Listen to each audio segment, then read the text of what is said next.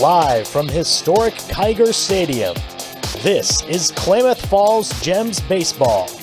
Presented by Avista, Harbor Isle Tennis and Fitness Club, Henry's Roofing and Supply, Herald and News, Holiday Jewelry, Klamath Eye Center, the Oregon State Lottery, Quail Park of Klamath Falls, Rogue Credit Union, Rust Spires and Pulley LLP, Taco Bell, Super 8, and United Finance.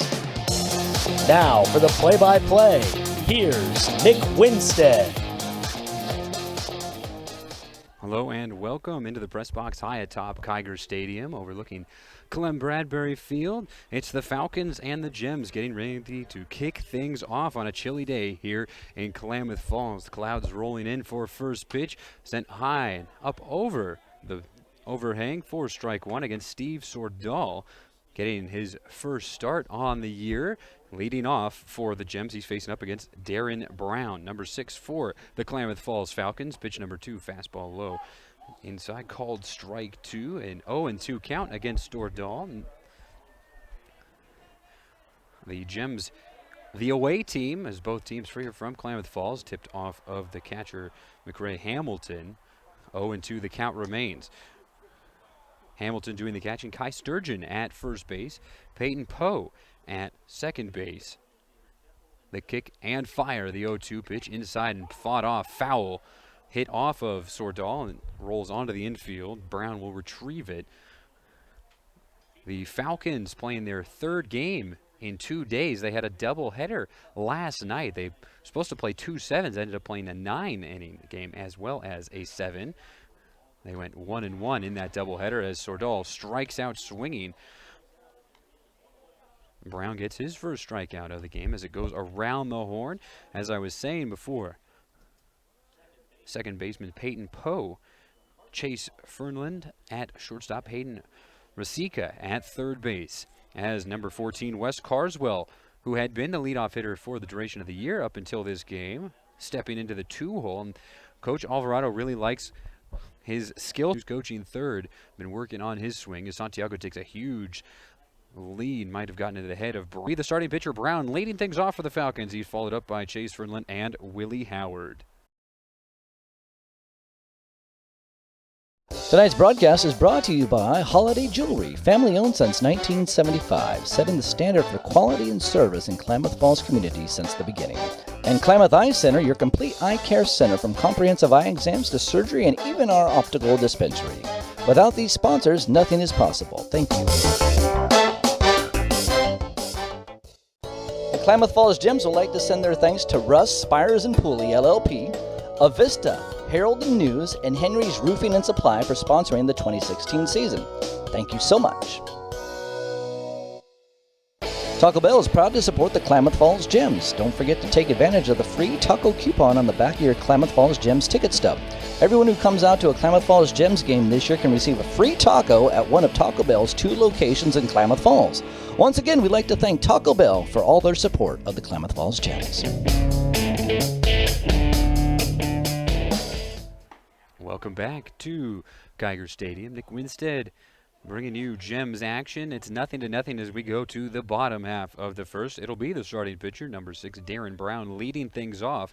Doing a little bit of everything today is Brown. He left one runner on after an error in the top of the first. No harm, no foul for the Falcons, as they're going to put their aluminum bats to the test against the Gems wooden bats. They get to use their bats they use all season long. They don't have to switch the matchup with the Gems wooden bats. It's Isaac Mitchum making the first start of the year out on the mound for the Gems. His first appearance, his first pitch runs way outside, ball 1.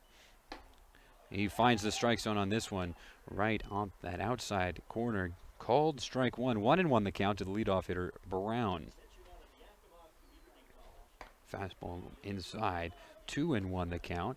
Mitchum, coming from the Yakima Valley Community College, just won the NWAC championship as this one's grounded right back to the mound. Takes it with ease, underhands it over to first base for out number 1. A 1-3 put out. That'll bring up number 3. Chase Fernland, the shortstop. Out in the field for the Gems, Nelson Santiago at first base. Wes Carswell at second. Alex Alvarado Jr. gets the start at shortstop. And rounding out the infield, it's Colin Sinkovich at the hot corner. Mitchum kicks and fires. That'll be a ball off the outside edge. Mitchum works from the first base side of the rubber. A brown leather glove, leaving it up in front of his chest. Very quick motion. The 1-0 pitch, fastball at the knees, strike one to even the count at one. One out here in the bottom of the first. Kicking and firing is Mitchum. Swing and a miss, strike two. Took something off of that one. And Fernland way out in front of that one. Double tapping home plate is the shortstop Fernland. Waiting back for Mitchum. The pitch. And that will hit off of his bat. Tried to lean forward, left his bat up, and an unlucky break there for Fernland. Hit the bat and popped right up out. And he's just trying to get out of the way. It's a 1-2 count, one out, as Willie Howard, the left fielder who's on the on-deck circle, will go and retrieve that one, as this one nubbed off the end of the bat towards the backstop. Strike two it remains for Chase Fernland. The Falcons getting their dugout of choice on the third base side. The Gems with their dugout of choice on the first base side. Both of these teams call Kiger Stadium home, but technically the Falcons are the home team this evening. Grounder over to the third base side, past the dive of both Sinkovich and Alvarado into left field, as Hector Hernandez will get it into the infield, taking a huge turn around first base, but being sent back is Fernland. He gets the first hit of the game, shoots it between the third and shortstop. That'll bring up number 25, Willie Howard, the left fielder. Out in the outfield for the Gems, as you heard, Hector Hernandez in left field, Steve Stordahl in center field, and Justin Cooney Silk in right. 1 on, 1 out for the three-hole hitter, Howard. Mitchum working from the stretch, bounces in a pitch, nicely blocked by Mendoza. Mendoza getting his first start on the year, just came up from Southern California the other day, got to be acquainted with the team, and is thrown right into the fire. Howard taking his lead at first base, big secondary lead. Another pitch down in the dirt, but another good block by Mendoza. It's a 2-0 count now for the right-handed hitting left fielder. He looks down to third base. Coaching staff of the Falcons, Pete Whistler, the head coach, and Brian Stock, the assistant coach, is another miss low. 3-0 the count now. Isaac Mitchum was named to an all-tournament team for his Yakima Valley Yaks. And it's a 4-pitch walk after the first hit of the game. 2 runners on, 1 out for the cleanup hitter, Hunter Rasica. Chase Fernland moves over to second base. It's double play depth up the middle with Alvarado Jr. and Carswell at shortstop and second base respectively.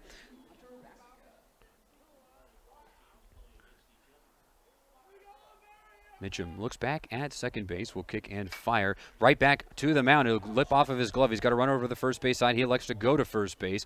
Both runners advance, 1 out. A nice play by Mitchum to stick with it, as it had hit off of his shin, looked like, and over towards the first base side.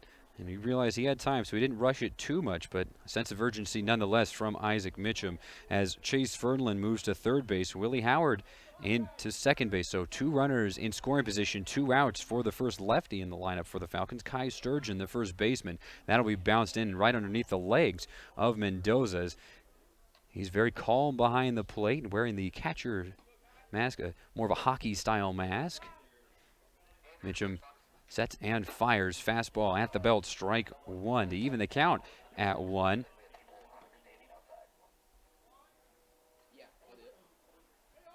The 1-1 pitch. Outside checking his swing is Sturgeon. On the appeal, not going around. Our home plate umpire tonight, Mike Keppel. Dave Miller in the field. Miller on the shortstop side of second base now with those 2 base runners aboard for the Falcons. Both in scoring position. A 2-1 count, 2 outs. The pitch inside, another block by Mendoza. 3-1 count. First base is open. Peyton Poe, the second baseman, in the on-deck circle, but you really don't want to load the bases regardless of the situation. Ball behind the back of Mitchum, brings it into his glove at the chest. The 3-1 pitch will be bounced in. Second walk of the inning, and it will get away from Mendoza, and scoring from third base is Chase Fernland. right through the wickets of Mendoza on ball 4.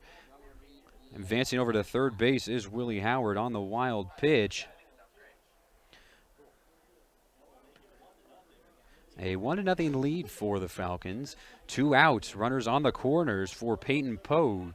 Tightens up his batting gloves before stepping in. Mitchum peeks over at first base. Curveball inside, ball 1. Ball behind the back of Mitchum as Sturgeon and Howard take their leads. Another pitch low. He seems to be trying to keep it low in the zone, but has not been able to find his groove as of yet. A cold day here in Klamath Falls. As I mentioned earlier, hail actually rolled through Geiger Stadium. The 2-0 pitch called strike 1. Mitchum taking a step off of the bag and taking a deep breath before stepping right back onto the rubber, working from the first base side, and Santiago will be thrown over to, not in time, as Sturgeon dives in head first safely. It's a 2-1 count, 2 outs. A 1-0 lead for the Falcons here in the bottom of the first. Technically the home team. The 2-1 low, 3-1 the count. And Isaac Mitchum back-to-back 3-1 counts. He walked Kai Sturgeon, and on that ball 4, that's when the run came in. A wild pitch. The 3-1 pitch off the outside edge. Ball 4, 3 walks. Back-to-back walks now will load the bases. 2 outs. And that'll bring up Hayden Rasica, the third baseman, number 8, sporting the tall blue stirrups. No batting gloves to go along with his aluminum bat. He works from the front end of the right-handed batter's box. Slightly open stance. The first pitch from Mitchum, fastball low. Ball 1. Home plate umpire Mike Keppel doing Mitchum no favors, making him earn those strike calls. I called strike 1, knee high. 1-1, 2 outs. The bases loaded for the Falcons, already on top of the Gems, 1-0. The Gems only able to get a runner aboard via the error. Big swing and a miss, strike 2. Rasica nearly falling over after that hack. It's a 1-2 count as Mitchum trying to get out of the jam with limited damage done. 1-0, the 1-2 pitch. Swing and a miss, strike 3, way out in front of that one. 1 run comes across for the Falcons on a 1 hit, no errors, 3 left aboard for Klamath Falls Falcons. The Klamath Falls Gems will be coming up in the top of the second. It'll be Nolan Ligon, Hector Hernandez, and Colin Sinkovich due up when we return. Klamath Falls Baseball is brought to you with help from Rogue Credit Union. Rogue Credit Union is committed to actively engaging in the communities we serve. Rogue Credit Union, banking and finance since 1956. Living local, it's a Rogue thing. And Quail Park of Klamath Falls, a senior lifestyle community in Klamath Falls. Their experienced and caring team of healthcare professionals will treat you and your loved ones like they would treat their own families. Thank you for supporting the Klamath Falls Gems.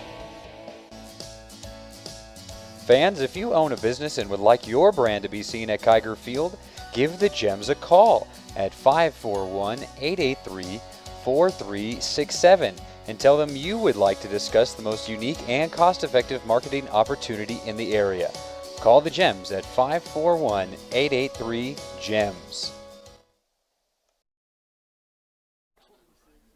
48 degrees here at Kiger Stadium. Chilly night, only get colder still as clouds rolling in from the south. We can normally see Shasta from here, but that's socked in with the clouds. Darren Brown back out on the mound. He's got a 1-0 lead over the Gems, as it will be Nolan Ligon coming to the plate, the DH for the Gems, sporting long black sleeves. Ligon, a California guy, calls Oakdale home, goes to Modesto Junior College. The 5'11", 220-pound first baseman outfielder combo, but really brought in for his hitting ability, as he will be the DH for the foreseeable future for the Gems. He's been lighting it up as of late. He leads things off in the top of the second. First pitch low, ball 1 against Ligon.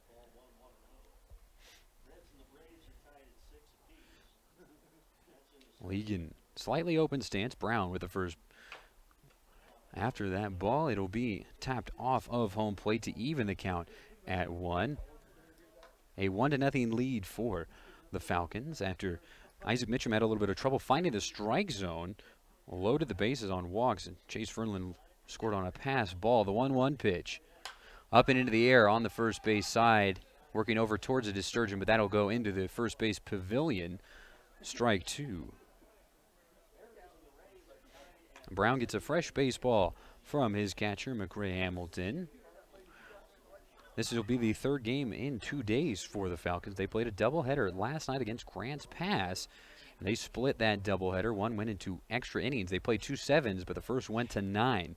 So a tired team, perhaps, but showing no ill effects thus far. They're on top of the Falcons, and they get a swing and a miss. Strike 3 from Nolan League, and second strikeout of the game for Darren Brown. That'll bring up the left fielder, Hector Hernandez. Hernandez looking down to the third base coaching box with Coach Aaron Johnson. Coach Alvarado coaching first. Brown with the ball in his glove, moving quickly. First pitch swinging for Hernandez. Rolls it over the shortstop, Fernland, and a strong throw to Sturgeon in time to beat out the speedy Hernandez.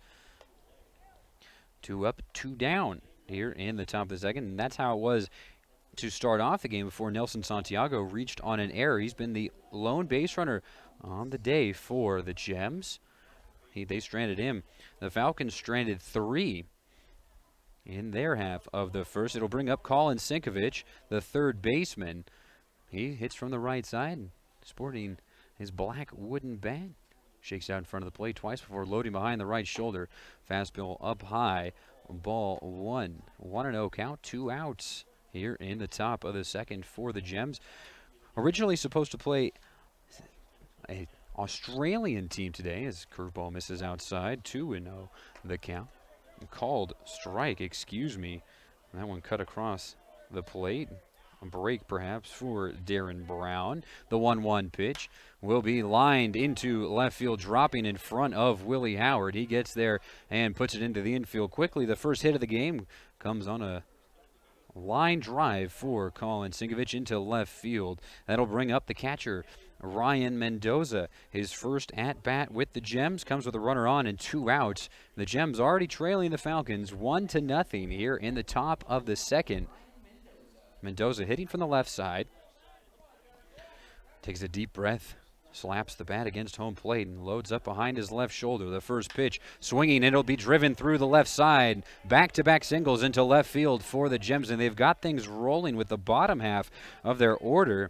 Hits from the 7 and 8 hitter. It'll be up to Alex Alvarado, the 9 hitter, to keep things rolling, to roll it over to the top of the order. Alex Alvarado Jr. will be up at the plate with 2 outs but 2 on for the Gems, trailing the Falcons 1-0. Alvarado Jr.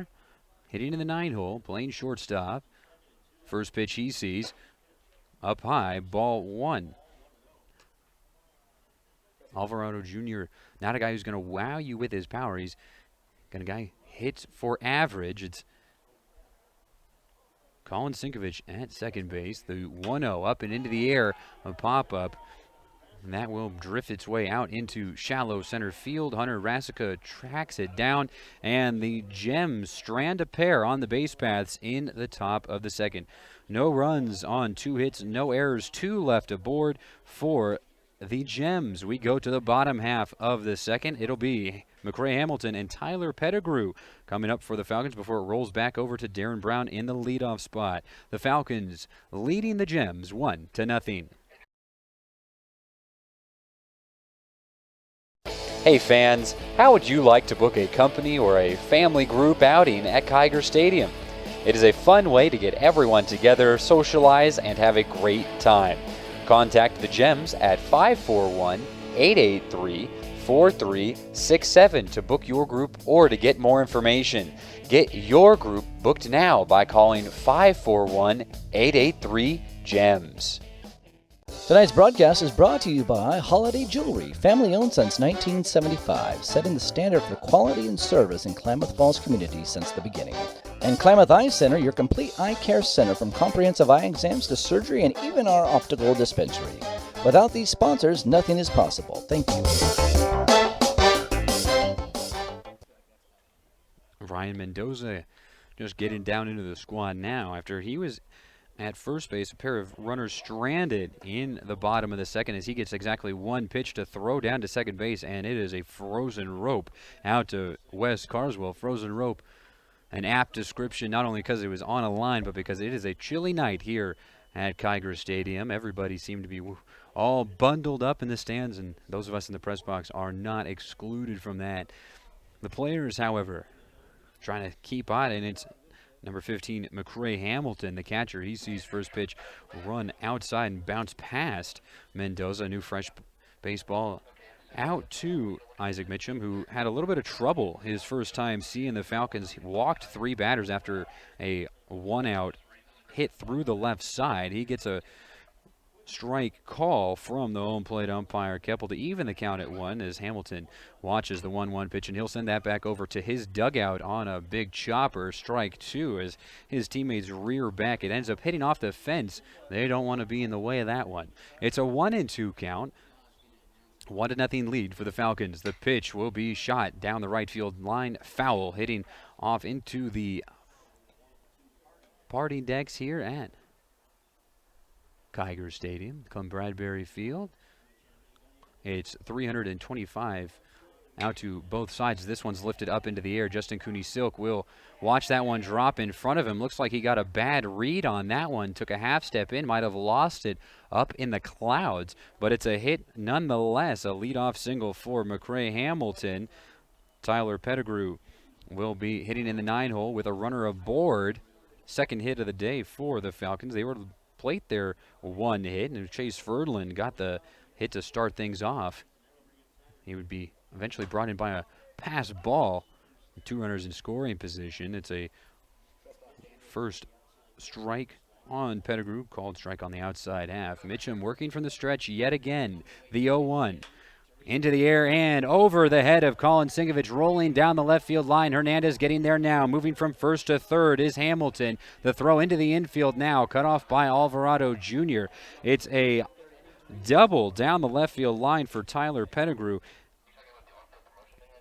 2 on in scoring position for the second inning in a row for the Falcons. They're making the most of their opportunities. That'll roll back over the top to Darren Brown, who grounded out to the pitcher in his first time up to lead off the game offensively for the Falcons. He's got a chance to help his own cause as he foul tips this one right back to Mendoza, who picks it up and sends it back out to Mitchum.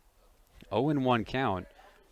Chance to knock in a couple more runs. The 0-1 will be low. Another nice work behind the plate by Mendoza. 1-1 the count as a breeze makes its way across Kiger Stadium from right to the left field. The American flag out in center field. The 1-1 pitch. Fastball called strike 2 on the outside half. Strikeout situation here for Mitchum as he's already got 2 runners in scoring position. No outs. The 1-2 will be softly chopped foul down the third base side and head over towards Chase Ferdland in the on-deck circle for the Falcons. Looks like some mist making its way out here to Kiger, rolling in from the south. We see some blue skies, however, over the mountains in California. Hopefully they'll make their way over to us as well. The 1-2 pitch is up and in the air and over the press box into the parking lot. It remains a 1-2 count. 2 runners on, no outs for the Falcons. They lead the Gems 1-0. The 1-2 pitch from Mitchum down in the dirt in front of the plate. A nice block by Mendoza. He has to lunge over to his right. It moves to a 2-2 count now, trying to get Brown to chase perhaps, going on low on the outside edge, but you've got to get it over the plate first. It's a 2-2 count now. Mitchum fires. This will be grounded over to the left side. Waiting on it is Alvarado Jr. He'll have to go to first base, and not in time. Beating out the throw, an infield hit for Darren Brown. Coming in from third base is Tyler Pettigrew. A 2-0 lead for the Falcons over the Gems. Now runners on the corner, still no outs, and Chase Ferdland comes to the plate. He has the first hit of the day for the Falcons as he snuck it through the left side.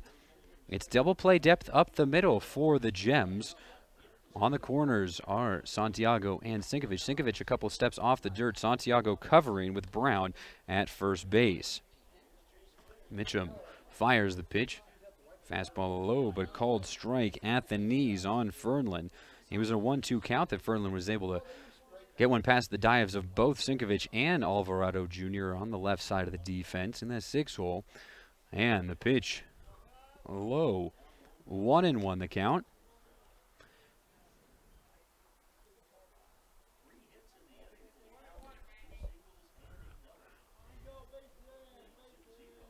Mitchum peeks and fires, and that one will be off the front foot of Fernland. Strike 2.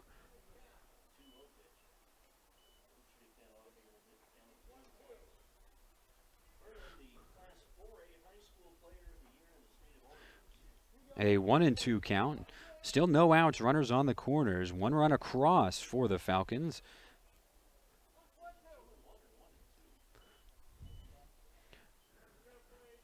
A 1-2 count now being indicated on the scoreboard by as the home plate umpire Mike Keppel making sure everyone is in the know. The 1-2 pitch will be fouled right into the Falcons dugout, rims around and back out onto the field, pinballing through the dugout. And luckily nobody got in the way of that one. Colin Sinkovich will have to track that one down. It's in the shallow left field. A 1-2 count, still no outs as Chase Fernland digs back in, knocks on his aluminum bat right on the barrel. The 1-2 pitch. Runner goes, tipped to the backstop. Remains a 1-2 count. Mitchum finding himself in trouble early against the Falcons. Already 2 runs across, one in the bottom of the first and one here in the bottom of the second. With 2 runners on, no outs, the Falcons threatening to add on more in this exhibition game. The 1-2 pitch will be shot into left field. Hernandez won't get there in time. He plays it off of one hop and will keep the Darren Brown from moving to third, but it's an RBI single, back-to-back RBI singles for the Falcons, make it a 3-0 lead. Still no outs here in the bottom of the second. It's Willie Howard coming to the plate. He was issued a 4-pitch walk his first time up. He'd be stranded at third. And still double play depth for the Gems. With runners on first and second. No outs and a 3-0 lead for the Falcons. The pitch from Mitchum up and into the air on the first base side into the parking lot. Strike 1.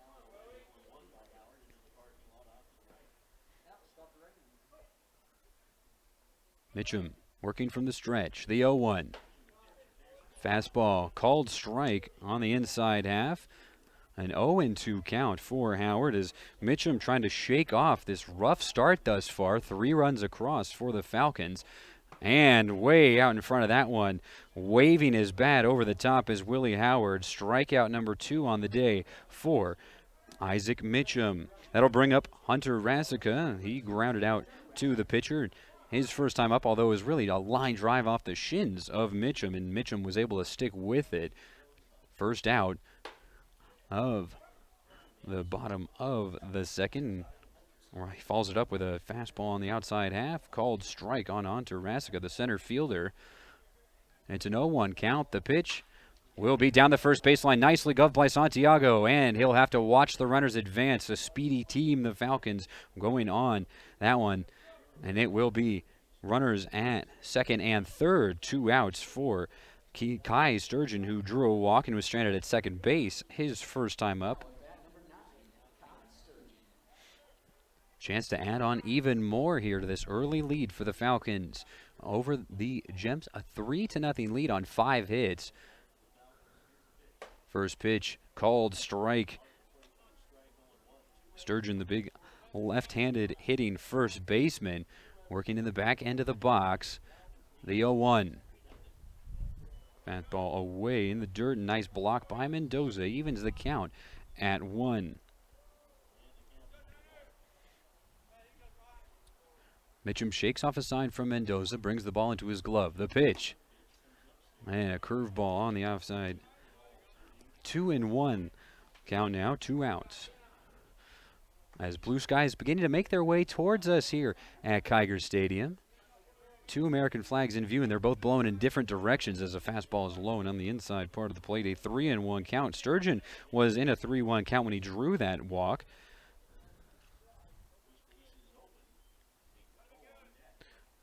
Mitchum sets the 3-1 pitch. Tapped into the glove, strike 2.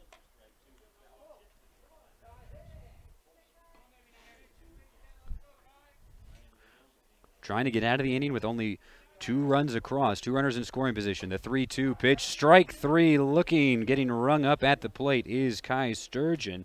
3rd strikeout of the game for Isaac Mitchum. The Falcons strand a pair but plate a pair.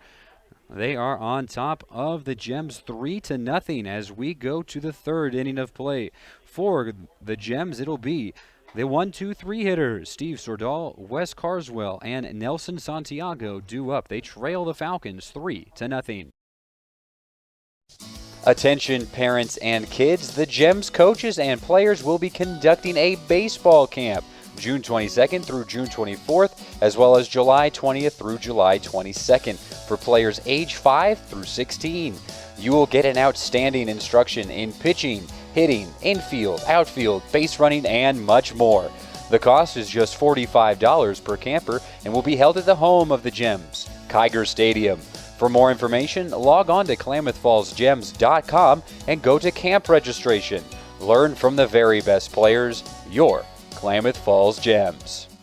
The Klamath Falls Gems would like to send their thanks to Russ, Spires & Pooley, LLP, Avista, Herald and News, and Henry's Roofing and Supply for sponsoring the 2016 season.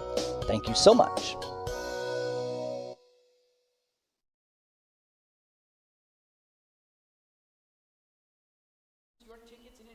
The throw goes down to second base from McRae Hamilton. It'll be Steve Sordahl coming to the plate for the 2nd time this evening. Sordahl struck out swinging to start off the game. On 3 pitches, Sordahl went down against Darren Brown. A hot start for the Falcons, and they've turned it into runs. They're on top of the Gems, 3-0. The Gems having just 2 hits in the game. Both of them came in the 2nd, where they stranded a pair. First pitch out in front of the plate, blocked nicely on the outside half by Hamilton. Ball 1. Sordahl, the center fielder from Walla Walla Community College, a sophomore who calls Kennewick, Washington home. The 1-0 pitch up and in the air on the first base side. It'll work its way over the top of the stadium and into the parking lot. It's a 1-1 count now for the leadoff hitter for the Gems. He's working from the back end of the box in his gray Nike cleats to go around with his gray pants, gray top. Curveball outside, 2-1 the count. Curved a little bit too much. A 2-1 count, no outs in the top of the 3rd. The pitch inside will be jam shot up the middle. Running over it is Fernland, and he can't make the play.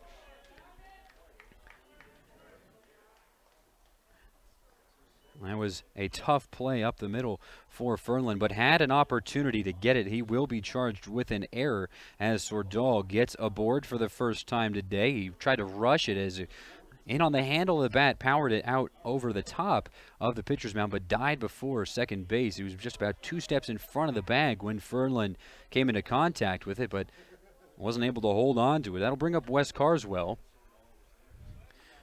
Sordahl takes his lead at first base, and runner goes. Showing bunt, pulls back the throw down, not in time. Sordahl steals the base, got a good jump, and the throw was off the bag onto the shortstop side of second base. A long swing in sweeping a tag attempt from Peyton Poe, but in futility as the Gems put a runner into scoring position for the 2nd time this game.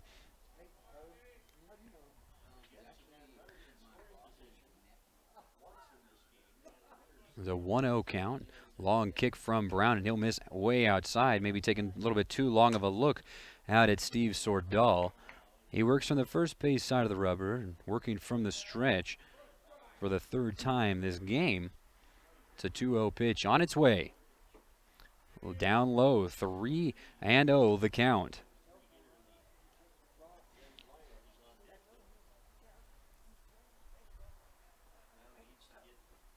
Wes Carswell at the plate. The pitch. And that's a pitcher's strike on the outside half. 3-1 count.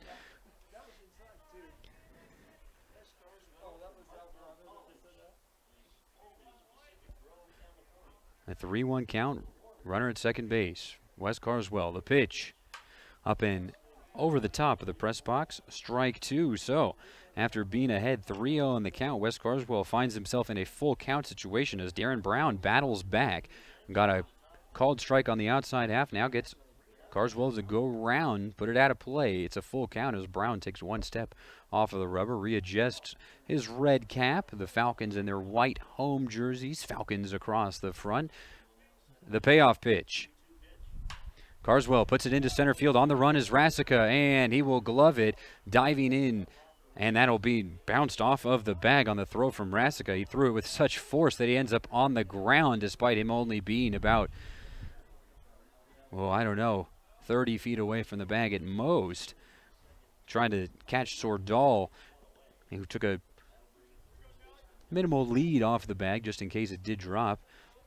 He'd be far enough at the third base to not get done down, but close enough to where he wouldn't get doubled up. Carswell is out for the second time today, and that'll bring up Nelson Santiago, called strike on the outside half, who will now tighten up his batting gloves.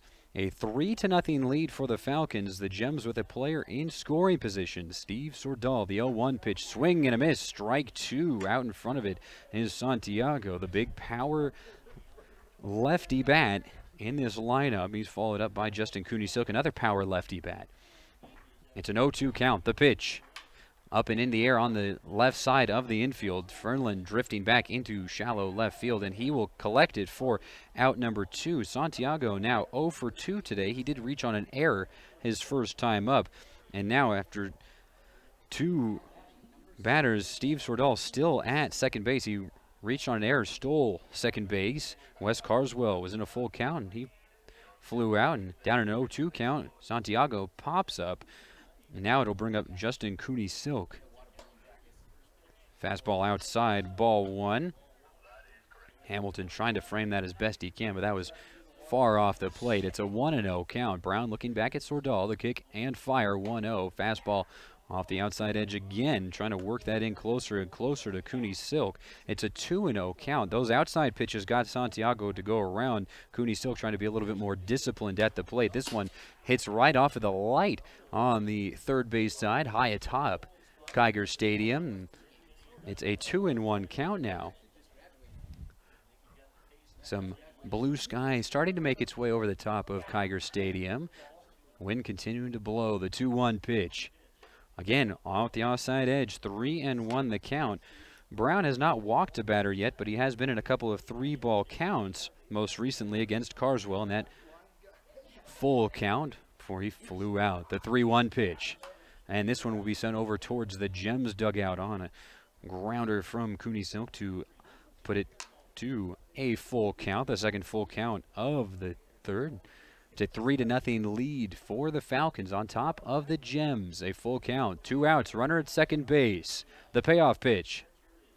And that will be fought off by Cooney-Silk and hit right off the top of the Falcons dugout on the third base side, as the player will have to get up on top of the bench and try and retrieve that one. He decides it's a little bit too far out of his reach. He'll keep it there. It's a full count for Cooney-Silk. And swing and a miss, strike 3. That is the third strikeout of the game for Darren Brown. And the Gems strand Steve Sordal at second base. No runs on no hits, 1 error, 1 left on base. It's a 3-0 lead for the Falcons over the Gems. They're coming to bat with Peyton Poe, Hayden Rasica, and McCray Hamilton due up in the bottom half of the third.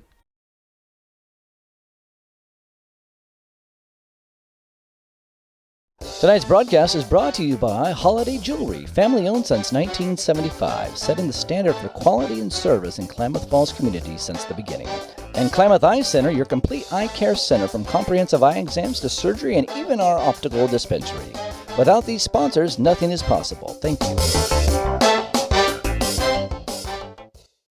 The Klamath Falls Gems would like to send their thanks to Russ, Spires & Pooley, LLP, Avista, Herald and News, and Henry's Roofing and Supply for sponsoring the 2016 season. Thank you so much.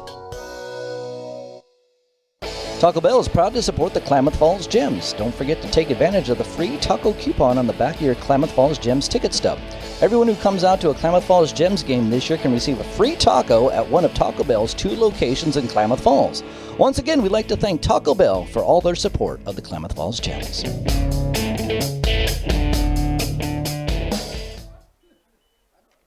Isaac Mitchum gets a first pitch strike against Peyton Poe, and swinging strike from Peyton Poe as he just barely gets a piece of that one, fouls it off, and strike 2. An 0-2 count against Poe, who had a 4-pitch walk his first time up. The 0-2 up and out of play on the first base side remains an 0-2 count. Mitchum trying to control the pace of this one. He's down 3-0 to the Falcons, along with the rest of the Gems, who have not been able to get anything going. The 0-2 pitch into the air, into left center field. Hernandez and Sordal converging. Sordal takes over and runs it down for out number 1 into left center field.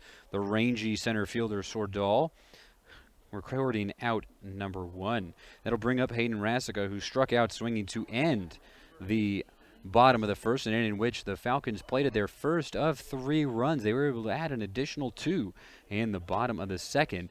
Calls strike 1 on Rasica, the third baseman. Hayden Rasica, the 15-year-old infielder, pitcher, catcher, utility player, as this one is shot up the middle. Alvarado Jr. watches Wes Carswell make a great play, a jump throw to first base. Fantastic effort by Wes Carswell, as that one looked like it was going to be going up the middle. Alvarado Jr. lets up and lets Carswell do the work, despite Carswell having to turn and fire across his body. Number 15, McCray Hamilton, will be pinch hit for by Heath Rasica.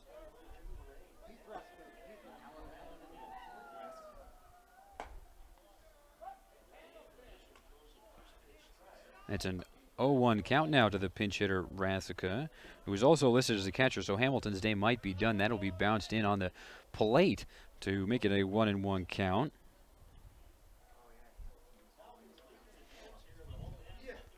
The 1-1 called strike 2.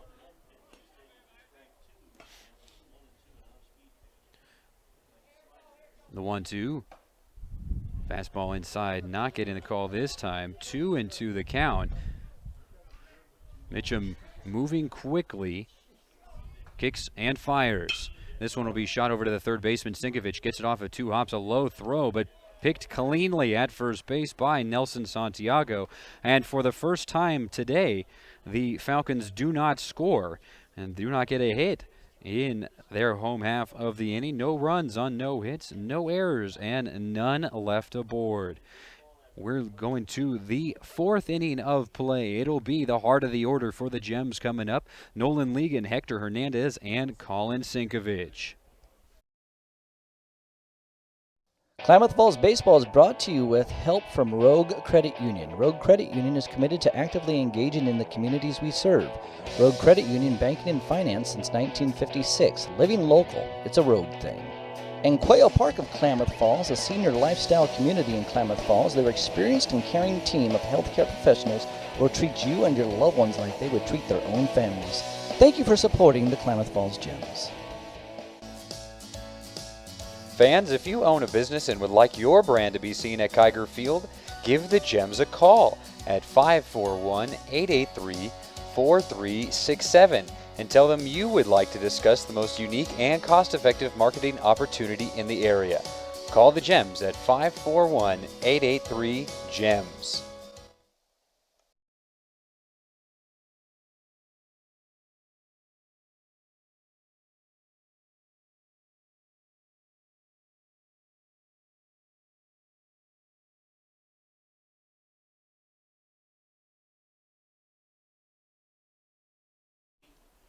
Just 2 hits for the Gems as we go to the top of the 4th. They're going to try and change things up here at the plate, get some hits going, get the offense rolling. They're down 3-0 against the Falcons. Both of these teams from Klamath Falls. Both of these teams call Kiger Stadium home.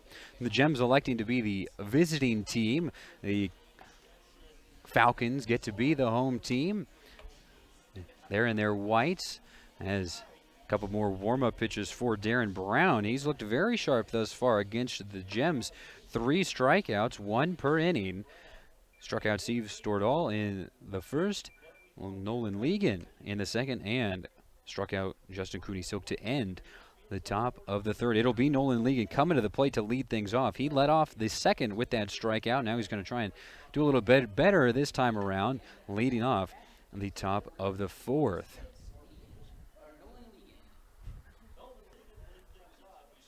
And first pitch swinging, it'll be a soft roller over to the second baseman, Poe. He gloves it and fires over to Kai Sturgeon for out number 1. 1 pitch, 1 out. When it comes up, number 15, Hector Hernandez, the left fielder who grounded out to shortstop Chase Ferdinand. His first time up. Hernandez working from the back end of the right-handed batter's box, sporting white Nike cleats as he takes a big cut coming up empty, strike 1.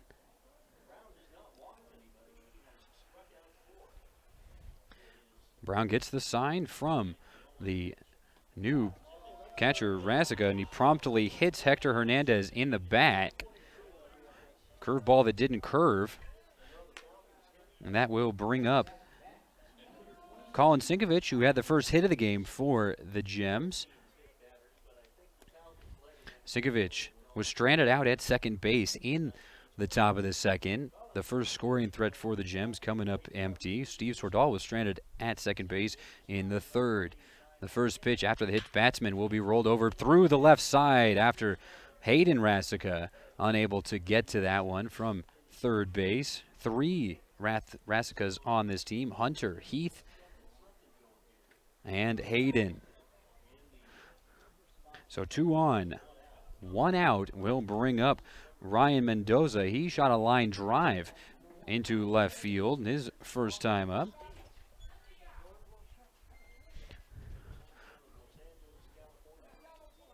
Hernandez at second base, Sinkovich at first. And Hector Hernandez will jump and slide over to third base. Got a tremendous jump. Colin Sinkovich stays at first base. So runners on the corners, 1 out. This one will be shot up to the shortstop, Ferdinand. They go to first base, and they are out of the inning. An inning-ending double play to keep the scoring threat off of home plate. The Gems come up empty yet again. They are blanked for the 4th time in as many innings by the Falcons. A 6-4-3 double play will end the top of the 4th. We go to the bottom half of the 4th. The Falcons will be setting up Tyler Pettigrew in the 9-hole for rolling back over the top with Darren Brown and Chase Fernland. It is a 3-0 lead for the Falcons over the Gems. Hey fans, how would you like to book a company or a family group outing at Kiger Stadium? It is a fun way to get everyone together, socialize, and have a great time. Contact the Gems at 541-883-4367 to book your group or to get more information. Get your group booked now by calling 541-883-GEMS. Tonight's broadcast is brought to you by Holiday Jewelry, family owned since 1975, setting the standard for quality and service in Klamath Falls community since the beginning. And Klamath Eye Center, your complete eye care center from comprehensive eye exams to surgery and even our optical dispensary. Without these sponsors, nothing is possible. Thank you.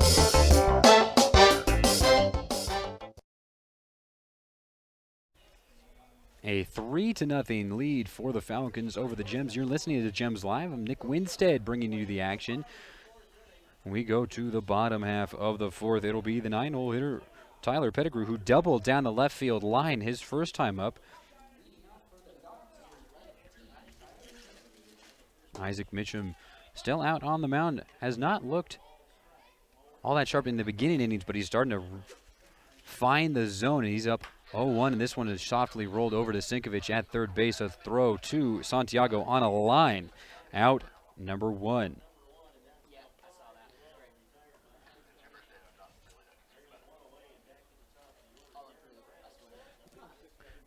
We go to the top of the order now for the Falcons. Number 6, Darren Brown, who is 1 for 2 with an infield single and an RBI as fastball off the outside half.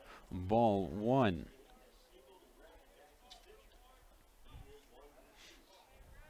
Mitchum brings the ball into his glove in front of his chest, kicks and fires the 1-0. This one will be fouled off of Brown.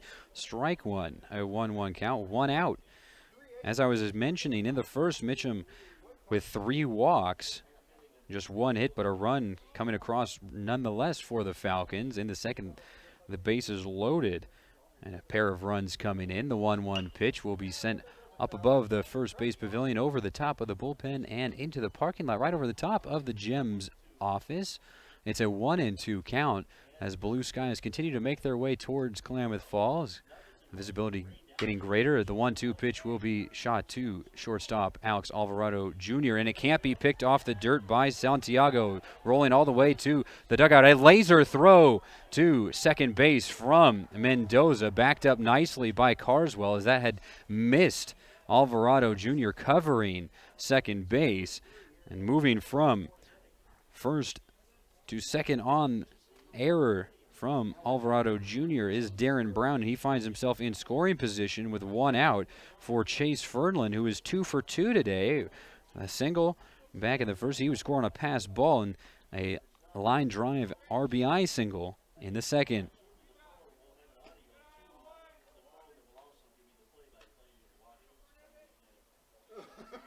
It's a 1-0 count now after the miss from Isaac Mitchum. He looks back at second base, will turn in, throw this one, and this one is over the head of Justin Cooney Silk. This one's all the way at the warning track. Takes a hit off of the Taco Bell sign in right field. Being sent from second base is Brown. A long throw in will keep it to a double for Chase Fernland, but he drives in a run. It's a 4-0 lead for the Falcons over the Gems, and Darren Brown being picked up by his team at home plate. A nice opposite field hitting for Chase Fernland as he shot it over the head of Justin Cooney Silk all the way to the warning track off the barrel of his aluminum bat. Mitchum, another runner at second base. This one is way out in front of the plate and running on the miss and nicely blocked by Sinkovich on the throw down from Mendoza. Mendoza's got an absolute hose.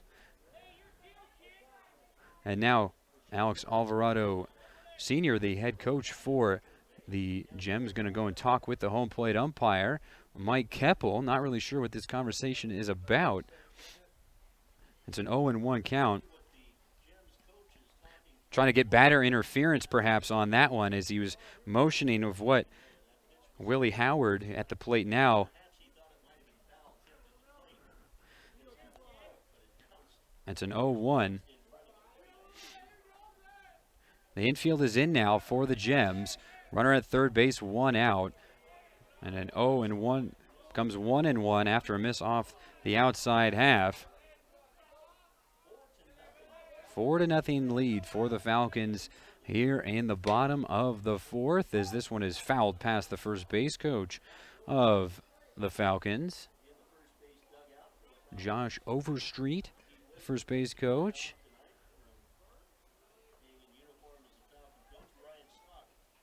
Looks like Jacob Trujillo running that one down way out in front of the plate. A swing and a miss and a throw down to first place completes the strikeout of Willie Howard. That is the 4th strikeout of the game for Isaac Mitchum. Hunter Rasica coming to the plate. He's 0 for 2. A ground out to the mound and a ground out to first base as well. He's got Chase Fernland at third base. It's a 4-0 lead. The first pitch of the at-bat up in the air on the right field side, and that will tail foul into the Gems bullpen. Strike 1. Isaac Mitchum hits the first baseball, toes the rubber on the first base side, ball behind his back, glove resting on the front hip, Brings it into the chest and will fire the 0-1 tipped foul. Strike 2. Trying to jump out in front of that one. He's way too early. Mitchum takes no time at all. Once he gets the sign from Mendoza, he's into his motion. The 0-2 pitch. That will run all the way to the backstop. Mendoza can't locate that one, and scoring from third base is Fernlin on the wild pitch. And it is now 5-0 for the Klamath Falls Falcons over the Klamath Falls Gems. Not the way the Gems envisioned this one going. Trying to use this game as a catalyst to get their bats going. The pitching solid as they'll head into a 3-game series against Sacramento this weekend. The Heat playing Friday, Saturday, and Sunday as one hopped over to Alvarado Jr. as shortstop. On a line to Santiago for out number 3, but for the second time in 3 innings, 2 runs come across for the Falcons. It's a 5-0 lead for Klamath Falls Falcons over the Klamath Falls Gems. We go to the 5th inning. The Gems trailing by 5. They'll be sending up Alvarado Jr., Sordal, and Carswell to the plate. Attention parents and kids, the Gems coaches and players will be conducting a baseball camp June 22nd through June 24th, as well as July 20th through July 22nd for players age 5 through 16. You will get an outstanding instruction in pitching, hitting, infield, outfield, base running, and much more. The cost is just $45 per camper and will be held at the home of the Gems, Kiger Stadium. For more information, log on to KlamathFallsGems.com and go to camp registration. Learn from the very best players, your Klamath Falls Gems. The Klamath Falls Gems would like to send their thanks to Russ, Spires and Pooley, LLP, Avista, Herald and News, and Henry's Roofing and Supply for sponsoring the 2016 season. Thank you so much.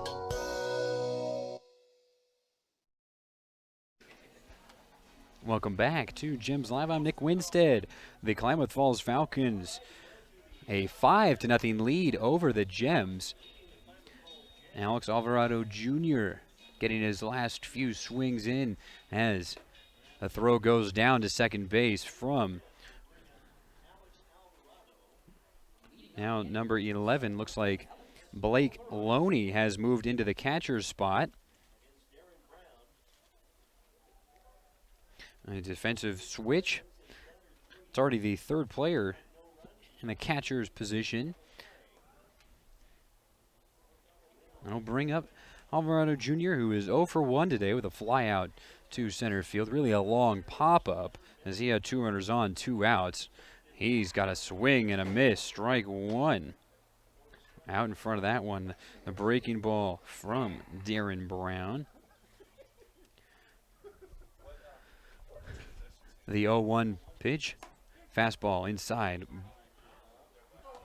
A 1-1 count now. A chilly night here in Klamath Falls. The 1-1 pitch. As this one will be grounded up the middle, and off the dive of Fernlin into center field, going all out. Even if he had gotten to that one, the speed of Alvarado Jr. made that one a more difficult play still, but it's a leadoff single for Alvarado Jr. It's it up the middle. It's Sordal and Carswell due up with Alvarado Jr. at first base, being coached by his dad and the head coach of the Gems, Alex Alvarado Sr. Throw over to first base, not in time as Alvarado Jr. is in head first. The team actually had to petition Coach Alvarado to play the younger Alvarado. As Alvarado Jr. will go, fastball up high, the throw down will not be in time and backed up nicely by Fernlin as Peyton Poe couldn't handle that one, took a big hop and ended up over him. Chase Fernlin keeps it from going into center field. 3rd stolen base of the game for the Gems. Steve Sordal, Hector Hernandez, and now Alex Alvarado, all with a swiped bag. It is a 1-0 count to Sordal. The pitch, bunt up into the net behind home plate, makes it a 1-1 count. No outs, runner at second base for the Gems, trailing the Falcons 5-0. Just 4 hits to show for the Gems, but really only one scoring opportunity. Runners on the corners, then hit into a double play to end the top of the fourth. It was Ryan Mendoza at the plate. The Gems trying to just get themselves on the board here. Darren Brown looking very sharp for the Falcons. Nods in agreement with Loney. The 1-1 pitch. Showing Bunton hit it off the top of home plate as Kai Sturgeon had been chasing over towards first base. Peyton Poe, the second baseman, was already at first base to cover by the time the pitch had gotten to the plate. It's a 1-2 count now for the leadoff hitter Sordal, who is 0 for 2. He reached second base on an error his last time up. The 1-2 pitch, and that'll be way outside. 2-2 the count, a curveball.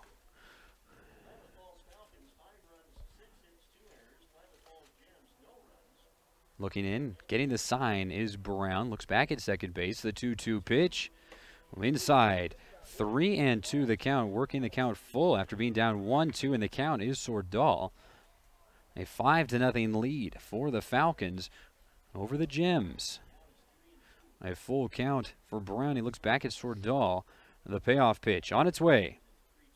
Up and into the air into center field. Harasica will trail in on it and glove it for out number 1. It looks like he had thought initially it was going to be a little bit deeper as he had to sprint in for it, but he makes the play nonetheless.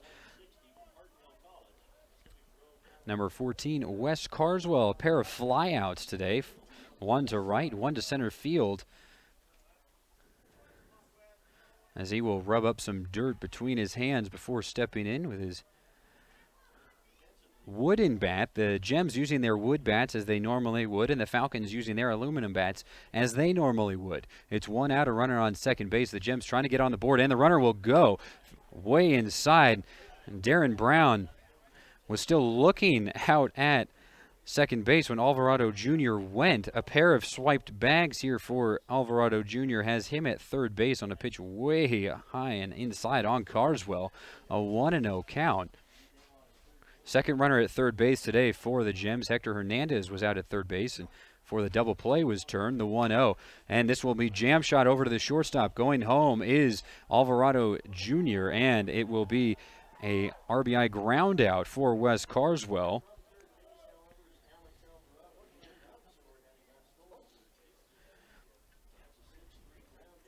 That'll bring up Nelson Santiago, who is 0 for 2 today. Nobody on the base paths, 2 outs here in the top of the fifth, and the Gems are on the board now, 5-1. That 1 run coming on 4 hits, being helped out by a pair of errors by the Falcons. First pitch, fastball low on the outside half against the left-handed hitting Santiago. Nelson works from the back end of the box and opens stance, waving the bat behind his left shoulder. The 1-0 pitch. Fastball inside, down low. Nice slide over by Loney to be able to block that one, keep it going to the backstop.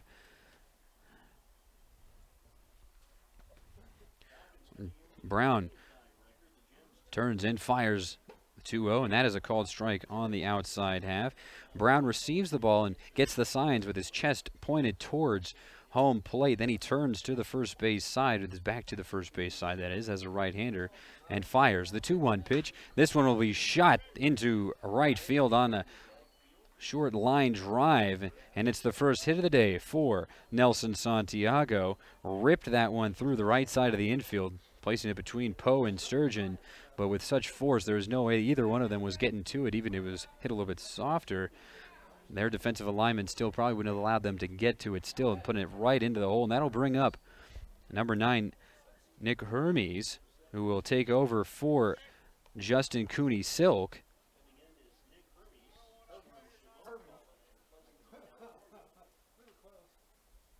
Hermes hitting from the left-handed side, a switch hitter for the Gems. He takes first pitch strike.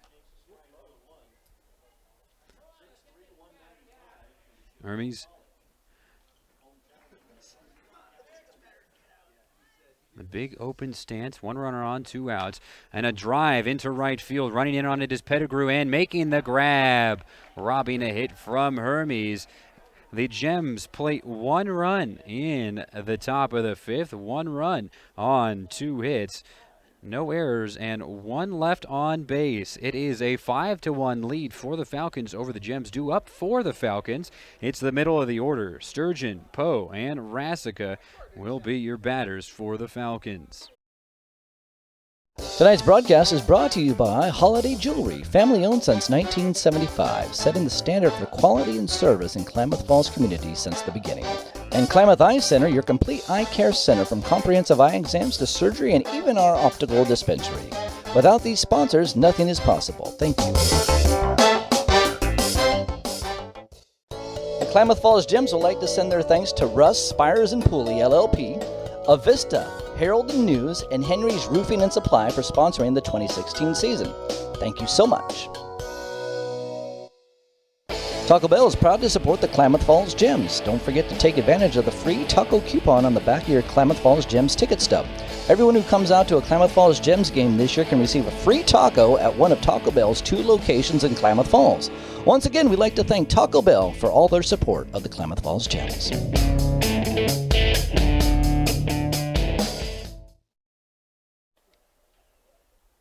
Coming to the plate as the home plate umpire Mike Keppel cleans off home plate is number 9, Kai Sturgeon, the first baseman. He's 0 for 1 today.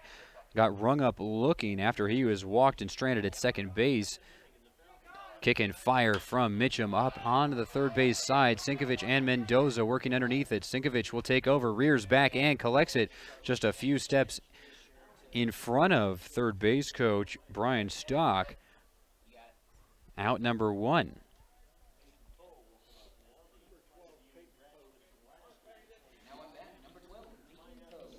Peyton Poe,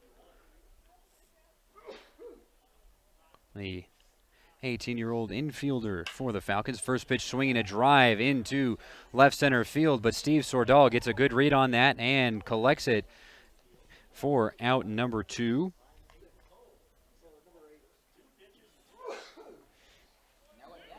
That'll be Hayden Rasica. He is 0 for 2, a strikeout swinging and a ground out to second base as Isaac Mitchum tries to go 1-2-3. And that is the first time a first pitch hasn't been swung at by the Falcons in this bottom half of the 5th. 1-0 down low on the outside half. 2-0 the count now to the third baseman Rasica.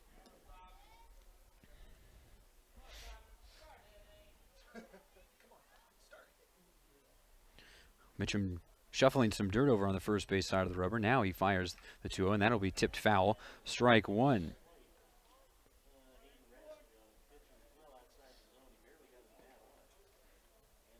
The American flag out in center field just being pushed off of the flagpole as a pitch will miss low on the outside half. 3-1 the count now as Rasica has doubled his amount of pitches in this at-bat than he fired to the first 2, and he gets a swing and a miss. Strike 2. A full count now against Hayden Rasica. He's already struck out swinging once. As Mitchum tries to get him for the second time. The 3-2 pitch. Swing and a miss. Strike 3. A fastball high and inside gets him to go around. 5th strikeout on the day for Isaac Mitchum as he shuts down the Falcons 1-3. A 1 run comes across for the Gems in the 5th. It's a 5-1 lead for the Falcons as we go to the 6th. Due up for the Gems, it's the middle of the order. Nolan Legan, Hector Hernandez, and Colin Sinkovich as the Gems try and find their way back into this one. Klamath Falls Baseball is brought to you with help from Rogue Credit Union. Rogue Credit Union is committed to actively engaging in the communities we serve. Rogue Credit Union, banking and finance since 1956. Living local, it's a Rogue thing. And Quail Park of Klamath Falls, a senior lifestyle community in Klamath Falls. Their experienced and caring team of healthcare professionals will treat you and your loved ones like they would treat their own families. Thank you for supporting the Klamath Falls Gems. Fans, if you own a business and would like your brand to be seen at Kiger Field, give the Gems a call at 541-883-4367 and tell them you would like to discuss the most unique and cost-effective marketing opportunity in the area. Call the Gems at 541-883-GEMS. A 5-1 lead for the hometown Falcons over the hometown Gems. A exhibition game between the Klamath Falls Falcons and the Klamath Falls Gems, and the Falcons on top of the Gems by 4 runs, a 5-1 lead. A short meeting out on the mound. Looks like a defensive switch will be made. Number 23, Brandon Tron, will move over to third base.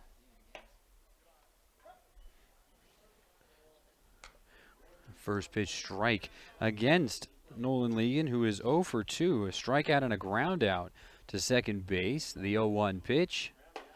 Fastball. Pitcher's strike off the outside edge. A beautiful frame job by Loney. Strike 2. Legan stepping in. The 0-2. Swing and a miss. Strike 3.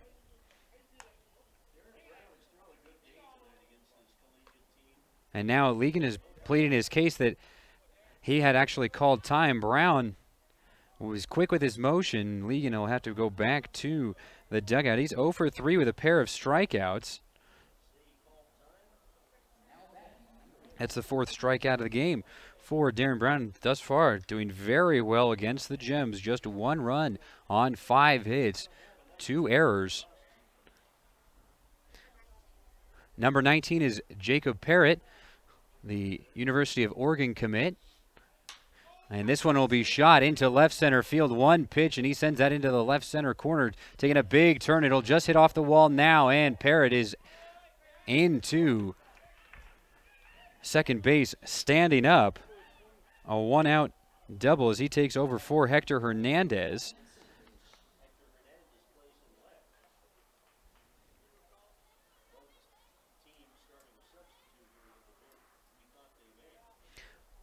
That'll bring up Colin Sinkovich. 2 for 2. Curveball, strike 1.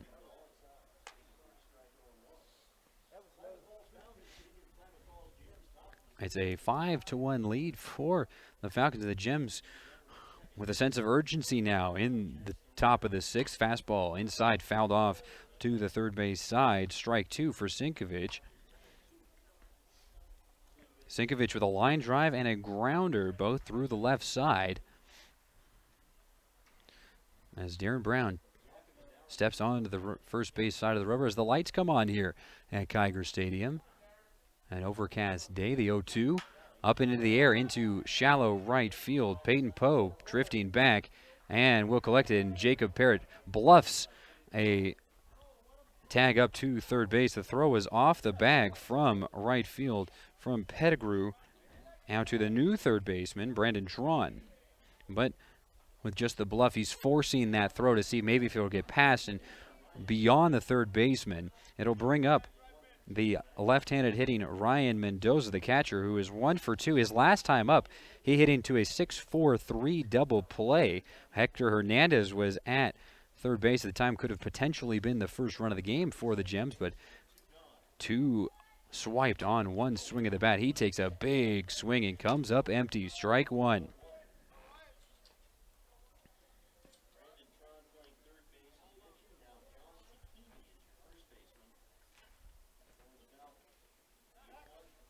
And Brown will step off the bag and send Parrott out to second base. It's 1 on, 2 outs, an 0-1 count here in the top of the 6th. A 5-1 lead for the Falcons. Fastball way high off the plate for Ryan Mendoza. A 1-1 count. Parrott takes his lead off of second base. Both middle infielders now will back away. The 1-1 up and into the air. Foul on the third base side. A 1-2 count now.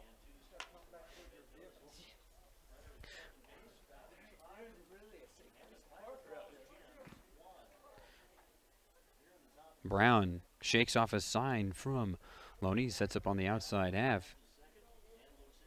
And this one will be shot right to the new first baseman, John Ticini, and he beats out Ryan Mendoza. 3 unassisted, and the Gems waste the double into left center field of Jacob Parrott. He gets stranded out at Second base, no runs on one hit, no errors, one left aboard. The Gems have now stranded 7 runners in this game. They trail the Falcons 5-1 as we go to the bottom half of the 6th.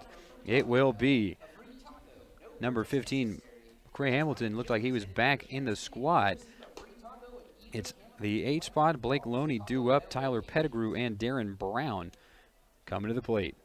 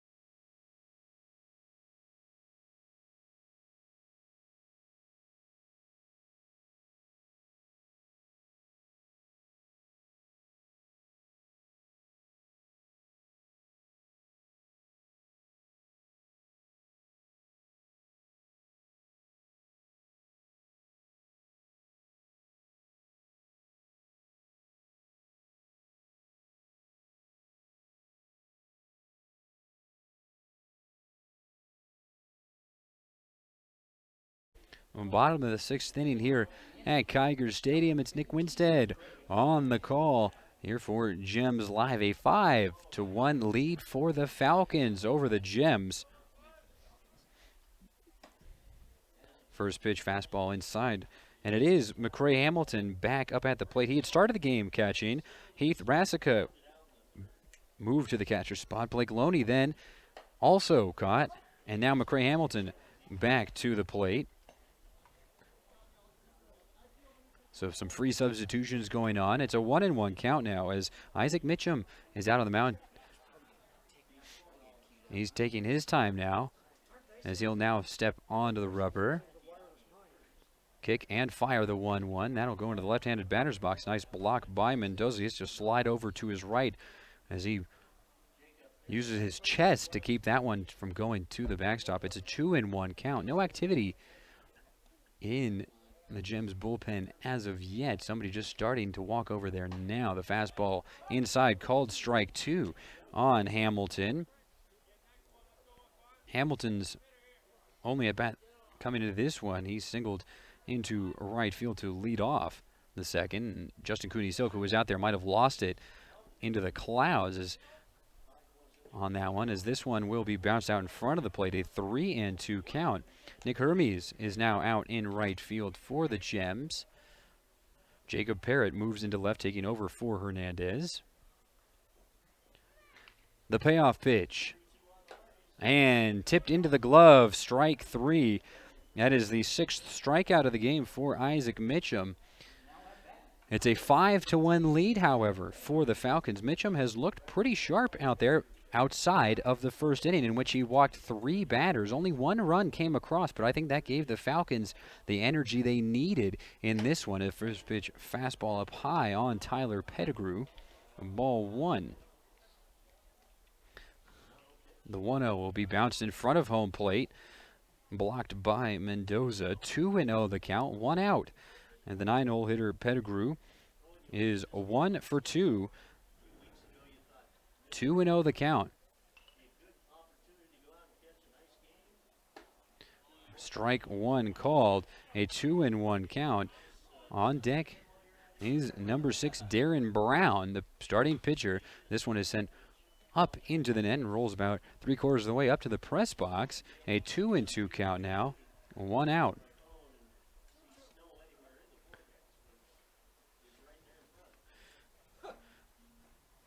The 2-2 pitch, swing and a miss, strike 3. Swinging over the top of it is Tyler Pettigrew. Back-to-back strikeouts, and that's 3 strikeouts in a row for Isaac Mitchum. He now has 7 Ks in this one. We go to number 6, Darren Brown, who is 1 for 3. He grounded out to the mound, had an infield hit, and brought in a run, and then an error allowed him to move over to second base and score a run as part of that 2-run 4th inning for the Falcons, as he sends this first pitch he sees up and out of play on the first base side. It's an 0-1 count, 2 outs here at Kiger Stadium. A chilly night in Klamath Falls. The 0-1 pitch, checking his swing, going around on the call from home plate umpire Mike Keppel. Strike two, an 0-2 count now for Brown, sporting white batting gloves to go along with his silver and black aluminum bat. The 0-2 pitch from Mitchum. Fastball high and inside, leaning out of the way is Brown as he steps back in. Slightly open stance for the starting pitcher Brown. The pitch from Mitchum. Again, checking his swing, but this time holding well back on a slider on the outside. It's a 2-2 count. 2 outs. 5-1 lead for the Falcons over the Gems in the bottom of the sixth. The 2-2 pitch up and out of play on the right side. Chasing after that one is a member of the Gems bullpen. Looks like that might be Jacob Trujillo out there chasing that one down, trying to stay warm. It's a 2-2 count, 2 outs. The leadoff hitter, Brown. And this one will be well outside. Nice block by Mendoza as that one landed in the left-handed batter's box. It's a full count for Isaac Mitchum. His second full count of the inning. The 3-2 pitch. Fought off, and that'll fight its way through the net onto the top of the overhang here at Kiger Stadium. The lights are on. Some blue skies have made their ways, but more dark clouds making their way from down south. The 3-2 pitch, and that will be ball 4.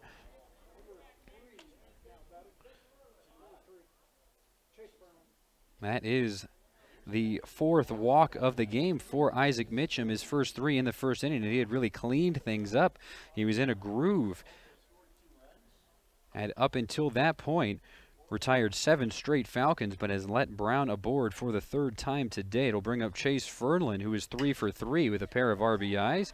And this one will be shot into left field on the first pitch. He sees a grounder through the 6th hole. Alex Alvarado Jr. will field the throw in from Jacob Parrott.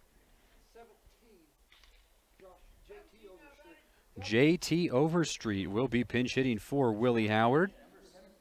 Howard went 0 for 2 is one time aboard a walk, a 4-pitch walk he drew in the first. He would be stranded at third base before striking out swinging. Pair of times to Mitchum. Fastball inside, called ball. JT Overstreet, the 16-year-old infielder and pitcher combination. And this one will be rolled over to Santiago at first base. He'll elect to go to second. Back to first just for funsies, as that was out number 3. JT Overstreet heads into the 3-6 put out to end the 6th.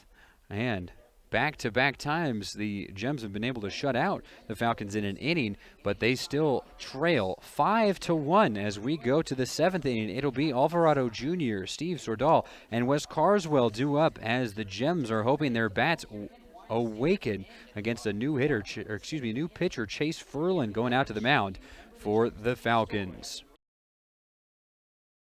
Tonight's broadcast is brought to you by Holiday Jewelry, family-owned since 1975, setting the standard for quality and service in Klamath Falls community since the beginning.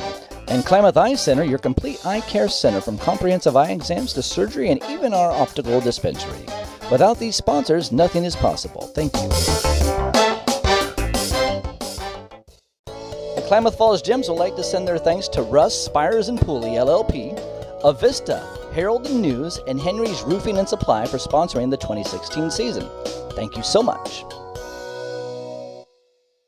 Taco Bell is proud to support the Klamath Falls Gems. Don't forget to take advantage of the free taco coupon on the back of your Klamath Falls Gems ticket stub.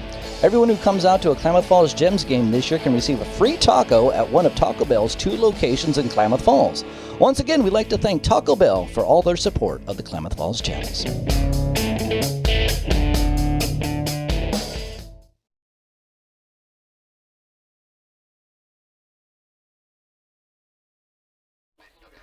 It's a number 3, Chase Furlan, who started the game at shortstop, moving over to the mound. The starting pitcher, Darren Brown, moves to second base, so a switch up of the middle infielders as Peyton Poe, who started at second base, will move to shortstop. So a very versatile set of guys that play for the Falcons, able to shuffle them around with ease. It'll bring up Alvarado Jr. Jr., as he's known around these parts, at least in the locker room and the dugout for the Gems, is 1 for 2 with a pair of stolen bases and the only run on the board for the Gems. He was brought in by Wes Carswell, 6-3 ground out back in the 5th. He sees first pitch way upstairs, a 1-0 count. Big chopper over to the third base side. Braun, the new third baseman, will play it off of one high hop and fire over to Tassini for out number 1.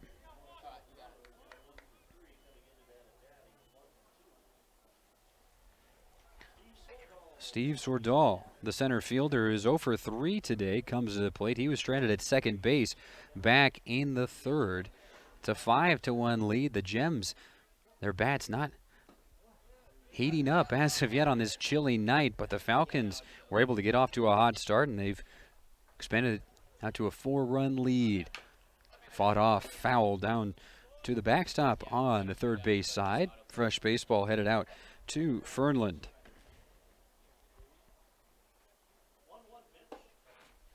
The 1-1, a little bit low, 2-2 the count now on Steve Sordahl. We're here in the top of the 7th. As this one rolled over to the third base side, Braun, a long throw, and that will not be in time. It'll get past the first baseman, Tassini. Backing up is the catcher, Hamilton, and diving in headfirst safely is Sordahl. And for the second time, Sordahl has reached on an error. First it was the shortstop, then Fernland, and now Braun. He moves to second base. The last time he moved to second base on a stolen base, so now he's got his work done. He's already in scoring position on one long throw from Braun, who couldn't be picked cleanly by Tassini. That'll bring up number 14, Wes Carswell. Carswell is hitless today, but he did drive in a run, and last time up a 6-3 putout. He'll bunt down the third base line, foul. Never even landed in fair territory, popped up on the third base side and over into the grass. It's an 0-1 count now for the second baseman, Carswell, the Hartnell College Panther. He started off his collegiate career at San Francisco State before transferring to Hartnell College. Fernland looking out towards his dugout on the third base side. He, like Brown, operates from the first base side of the rubber. Ball in his right arm dangling. Brings it into his glove at the chest. The 0-1 will have to wait as this one will go over the second baseman, Brown, on the throw, trying to set up the back pick. And Hunter Rasica was backing that one up to make sure that the speedy Sordahl doesn't advance to third base. Remains an 0-1 count against Carswell.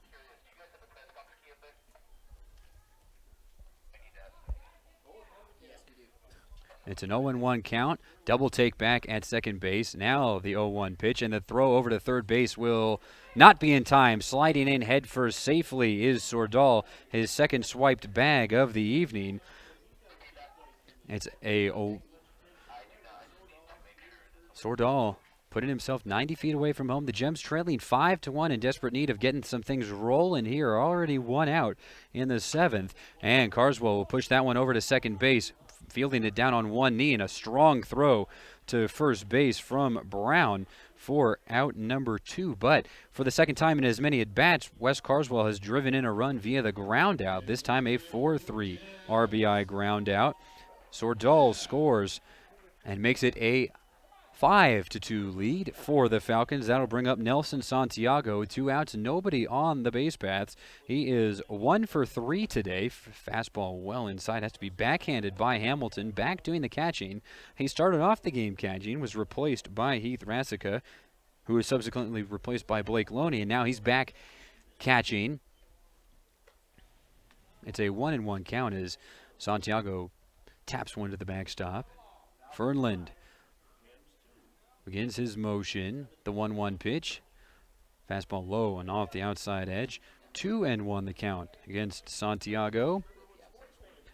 A 2-out, 3-run deficit here for the Gems as Santiago takes a fastball right down the middle. He was sitting off speed or breaking ball, and he watches the fastball go right by him. It's a 2-2 count. The pitch will be rolled over to the first base. Ticini gloves it on the backhand. Covering the bag is Fernland, and he will be there well in time for out number 3. 1 run comes across. Steve Swerdal moves from second to third on the stolen base, is brought in by Wes Carswell's ground out to the right side, and the Gems are trying to nibble away at this Falcons lead. It's a 5-2 deficit for the Gems behind the Falcons as we go to the bottom of the 7th. Due up for the Falcons, Hunter Rasica, Ticini, and Poe.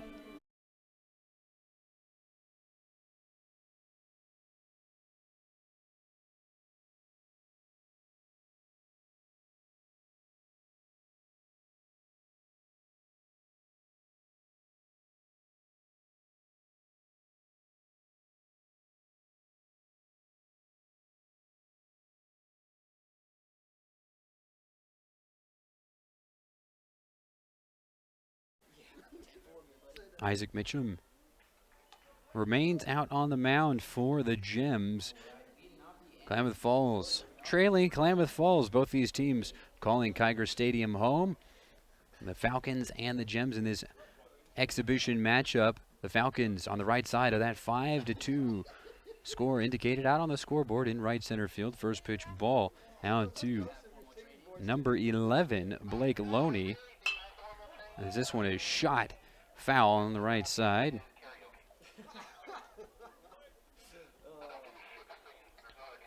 And Blake Loney, who had done some catching previously, looks like he's moved up into Hunter Rasica's spot, and he gets strike 3 called. Number 5, John Ticini.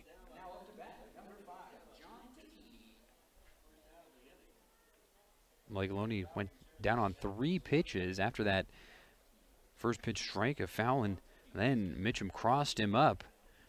Was able to get his 8th strikeout of the game. Ticini seeing first pitch strike, his first time up as he moved in defensively back in the 6th. A 1-1 count after a near miss from Isaac Mitchum, who seems to be in a groove now. The 1-1 pitch. Swing and a miss, strike 2. Carving him up. A curveball, 1-2 count now. A 1-2 pitch on its way. Fastball, strike 3 looking. John Ticini. Back-to-back strikeout victims for Isaac Mitchum. Started off with Blake Loney, now Ticini. Now it's Peyton Poe coming to the plate. Poe is 0 for 2, a pair of flyouts to center field. His last time up, he saw 1 pitch, drove it into left center field, but Steve Swerdal, the speedy center fielder, was able to track it down. It's a 1-0 count. Mitchum moving at a quick clip. He likes to control the pace of the game. This one will be shot to shortstop. Playing it off of 1 hop is Alvarado. Throw and out number 3. 3 up, 3 down. In the 7th, and the Gems try and go back to work in the top of the 8th. They trail the Falcons 5-2. Klamath Falls Baseball is brought to you with help from Rogue Credit Union. Rogue Credit Union is committed to actively engaging in the communities we serve. Rogue Credit Union, banking and finance since 1956. Living local, it's a Rogue thing. And Quail Park of Klamath Falls, a senior lifestyle community in Klamath Falls, their experienced and caring team of healthcare professionals will treat you and your loved ones like they would treat their own families. Thank you for supporting the Klamath Falls Gems. Fans, if you own a business and would like your brand to be seen at Kiger Field, give the Gems a call at 541-883-4367 and tell them you would like to discuss the most unique and cost-effective marketing opportunity in the area. Call the Gems at 541-883-GEMS. Chase Ferdinand remains out on the mound. The shortstop, and now relief pitcher for the Falcons. He's got a 5-2 lead working in favor of his Falcons. It is number 9, Nick Hermes, coming up to the plate. Hermes flew out to right field his first time up. 0 for 1, taking over for Justin Cooney-Silk in right field, who finished the day 0 for 2. A 5-2 deficit for the Gems as we start off the top of the 8th. The first pitch from Ferland, fastball. Strike 1. First pitch, strike, trying to get out in front of these Gems and control the at-bats. The Falcons have looked very sharp out on the mound today at the 1-0 pitch outside. 1-1 the count now on Hermes. The 1-1 pitch, swing and a miss, strike 2. Big hack from Nick Hermes. He's got a ton of power. He hits from both sides of the plate. He likes to hit from the left side more often, not mainly because he's facing more right-handed pitching. The 1-2 pitch will be sent on a line right above the heads of the Falcons over on that third base side, and they all saw the power of Nick Hermes' bat. They might have seen their life flash before their eyes for a second there. It's a 1-2 count to leadoff hitter Hermes here in the 8th. The pitch, this one will be shot into right field, a long run and out of the reach of Tyler Pettigrew, rolling all the way to the wall now. Hermes will stroll into second base, a leadoff double to the right field wall for Nick Hermes. Absolutely crushed that one. That'll bring up the DH spot. Nolan Legan, he will be pinch hit for by number 35, Cam Walker. Cam Walker coming to the Gems from Walla Walla Community College, the sophomore. He takes first pitch strike. He hits from the left side. Nolan Legan finishes the day 0 for 3, a pair of strikeouts that bookend a ground out to second base. Fastball down inside, 1-1 the count. Nick Hermes taking a big lead out at second base. He's chased back as Poe ushers him back to the bag. Both middle infielders staying close to that bag at second base. The 1-1 pitch well outside against the left-handed hitting Walker. 2-1 the count now. Walker, a big open stance. A lot of room between his two legs. This one will be shot up the middle and right to second baseman now Brown. A strong throw to first base, but advancing on the ground out is Nick Hermes. A productive out for Walker as the potential third run of the game for the Gems. Hermes is at third base, but it wouldn't be the first time that the Gems had stranded a runner at third base. It'll bring up Jacob Parrott, who in his first at-bat, a pinch hit for Hector Hernandez. He roped a double into left center field. First pitch fastball high and away. 1-0 the count. 1 out. Both squads now with 7 hits, although the Falcons have turned their 7 hits into 5 runs. They have committed 3 errors on the game. And a called strike on the outside against Parrott, the University of Oregon commit. Be a Duck this coming fall, making his way from Texas out to the Pacific Northwest. The 1-1 will be shot foul down the first base side. It took a big hit off of the pavilion grandstands and worked its way into right field. And once again, a member of the bullpen will beat out somebody from the bench. It looks like they were having a race to see who could get to it first in right field. It's a 1-2 count, 1 out in the top of the 8th. Nick Hermes stands at third base after his leadoff double. The 1-2. Swing and a miss. Strike 3. Down goes Jacob Parrott.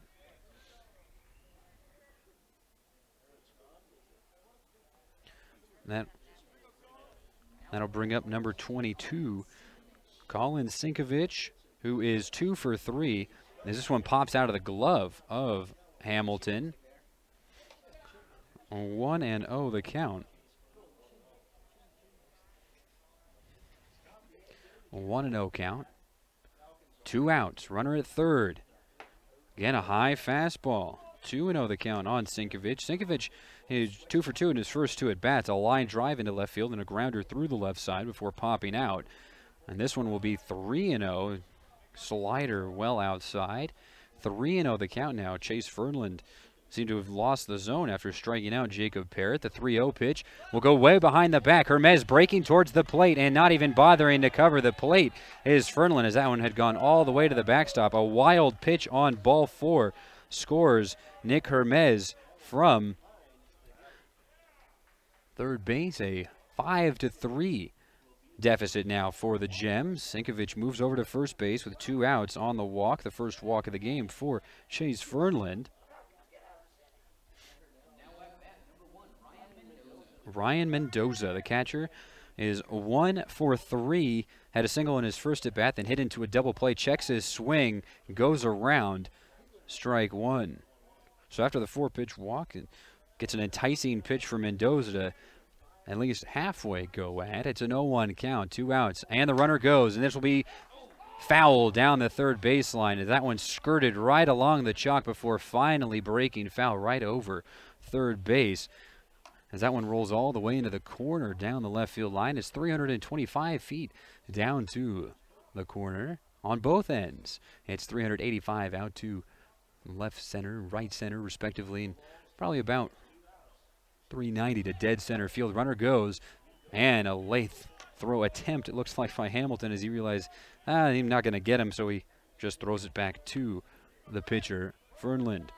Sinkovich gets his first stolen base of the game. It's a 1-2 count, 2 outs as Sinkovich will take another big lead, and this one is right up the middle and into center field. Sinkovich being sent from second base. A throw will go to the infield, trying to keep it to a single, but it's an RBI single for Ryan Mendoza. 2 runs across in the 8th, and now a 5-4 lead for the Falcons. They had been up by a margin of 5-0. Keone McKee coming to the plate, taking over for Alex Alvarado Jr.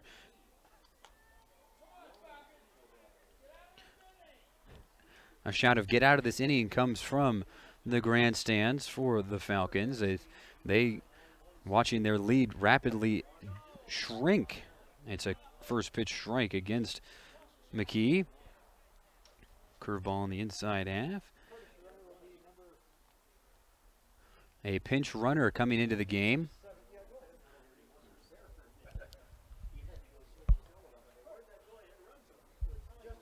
Looks like it's Justin Cooney Silk entering back into the game. So both teams taking advantage of the free substitutions that you can work around with an exhibition game. As this one's right back to the pitcher off of one hop and into the glove of Fernland. He takes his time and gets it over to first baseman Takini. 2 runs come across for the Gems. It is a 5-4 lead now for the Falcons. The Gems trying to fight their way back into this one as we go to the bottom of the 8th. Due up for the Falcons, it's the 7, 8, 9 hitters. Tron, Hamilton, and Pettigrew due up.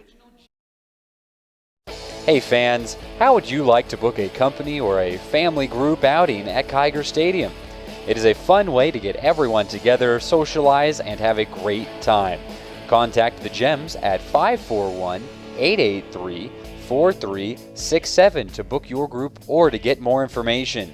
Get your group booked now by calling 541-883-GEMS. Tonight's broadcast is brought to you by Holiday Jewelry, family owned since 1975, setting the standard for quality and service in Klamath Falls community since the beginning. And Klamath Eye Center, your complete eye care center from comprehensive eye exams to surgery and even our optical dispensary. Without these sponsors, nothing is possible. Thank you.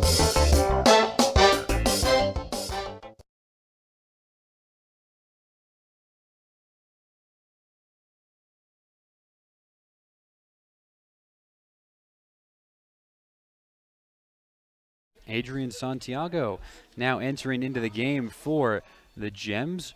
On the season, this will be his 3rd appearance in a Gems uniform. He's thrown 2 innings, given up 2 hits, 1 run, which was earned, a walk, and 3 strikeouts on the year, a 4.50 ERA.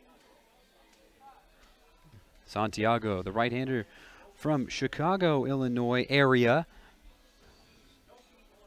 Stokey, Illinois, his actual hometown, but he says it's right next to Chicago. He's a Chicago guy through and through. The Oakton Community College Owl, a freshman. A 6 foot, 165 pounder, taking over for Isaac Mitchum, finishing the day with a pretty sharp appearance, really. 9 strikeouts and 4 walks, but he's in line for the loss. Those first couple innings really got to him and giving up 3 runs in the first 2 frames. The Falcons were able to tack on 2 more in the 4th. Santiago getting heated up out there as Ryan Mendoza will go back to catching. So just a pinch runner, just a free substitution being utilized by both squads.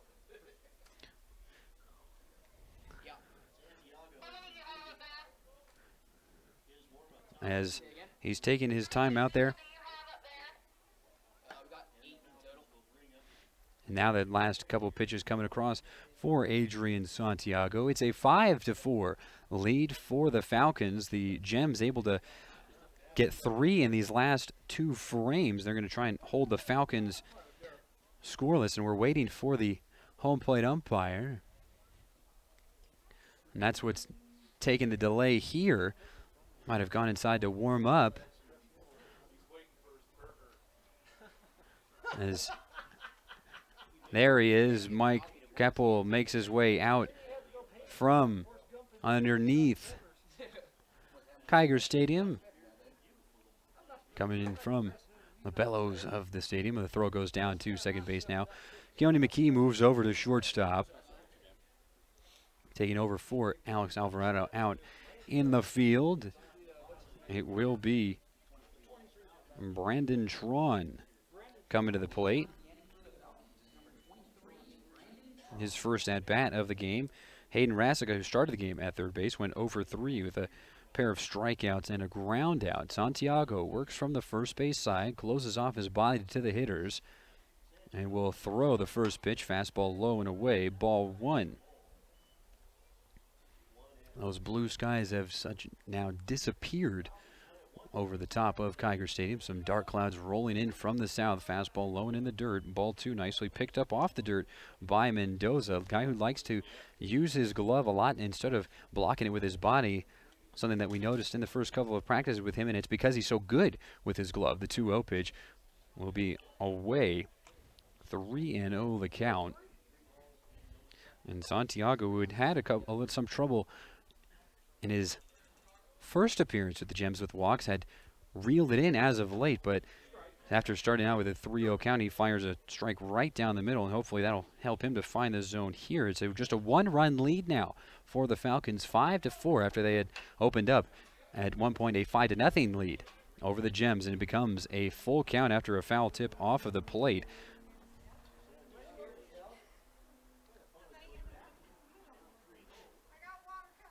It's a 3-2 count as both the pitcher and the batter are taking some time out. Traun over on third base side. Santiago stepped off to the first base side of the mound. The 3-2 pitch. Swing and a miss. Strike 3. Down goes Brandon Traun. Got him to go on the fastball inside. And after being down 3-0 in the count, Santiago gets the 10th strikeout of the game for the Gems.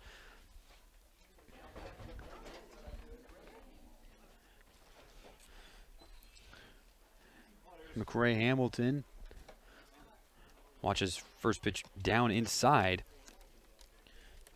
It's a 1-0 count now, 1 out in the bottom of the 8th.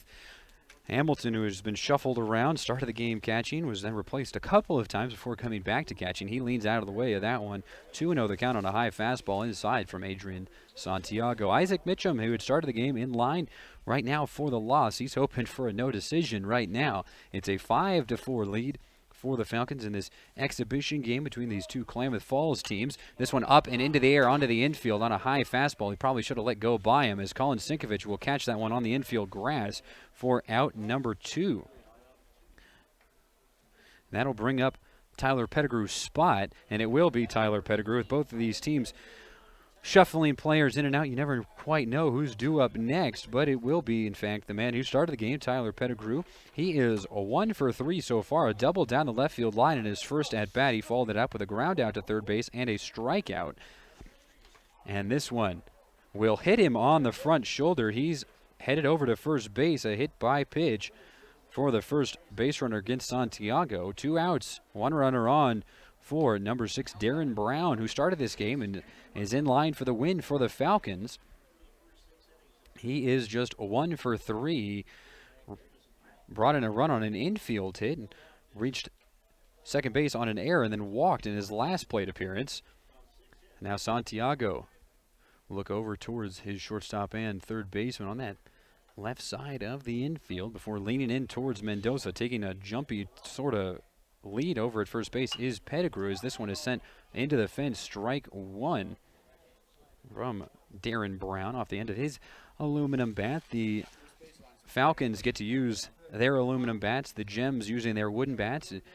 They're playing, both these teams playing it as if it was a normal game for them, outside of the free switches, that is. The Gems using a designated hitter, and the Falcons would be able to if Darren Brown wasn't such a good hitter himself, as the pitch is outside to even the count at 1-1. He's moved over to second base, and Chase Furlan, a good hitter himself. He started the game at shortstop. He pitching the 1-1 pitch. Fastball high. 2-1 the count now, and 2 outs, 1 runner on. It's a 1-run lead for the Falcons, 5-4 here at Kiger Stadium. The lights have been on for quite some time. It was a cold, cloudy day. Wind still pushing the American flag out in center field. The 2-1 taking a huge swing, coming up empty as Darren Brown. He ends up on his back foot, spun around before momentum stops him. It's a 2-2 count, 2 outs, and Tyler Pettigrew at first base. Santiago shuffling the ball in his right hand behind his back, brings it into his glove, sets at the chest. The 2-2 runner goes, strikeout number 2 in the inning for Adrian Santiago. Gets Darren Brown to go around up high on the fastball. The Falcons strand a runner, and it remains just a 1-run lead as we go to the final frame. A 5-4 lead for the Falcons over the Gems at Kiger Stadium.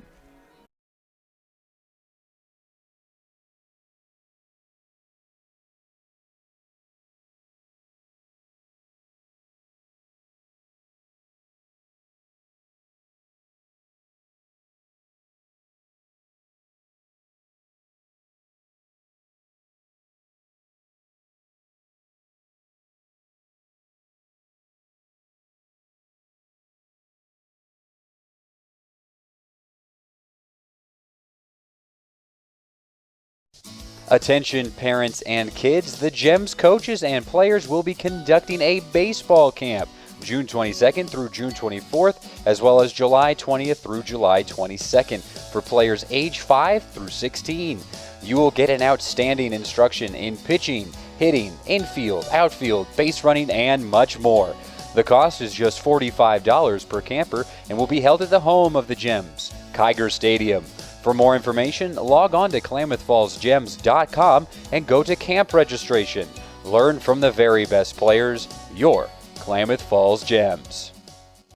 And Klamath Falls Gems would like to send their thanks to Russ, Spires and Pooley, LLP, Avista, Herald and News, and Henry's Roofing and Supply for sponsoring the 2016 season. Thank you so much.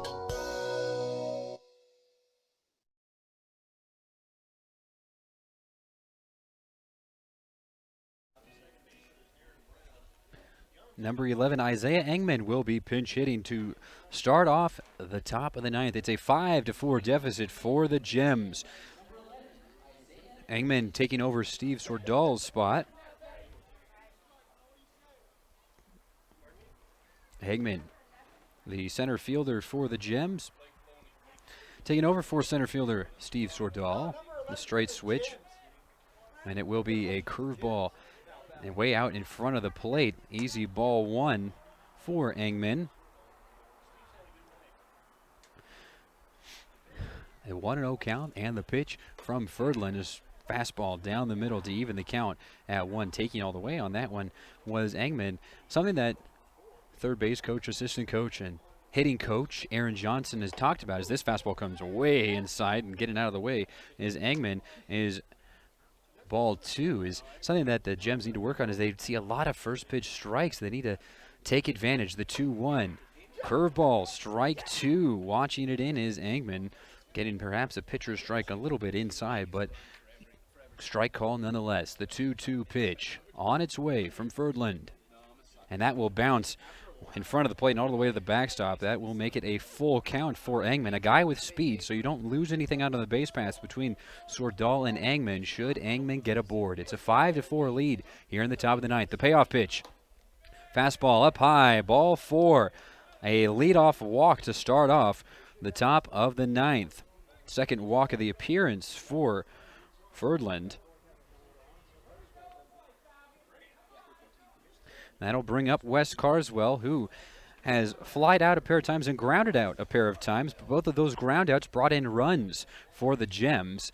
And he's got a runner aboard. A groundout won't do it this time, but perhaps his first hit of the night can.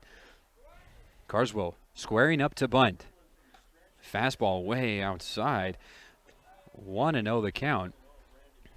Brown was moving over from his spot at second base to cover first as Takini was ready to charge in on the first base side as Carswell gets the signs from Coach Johnson in the third base coaching box.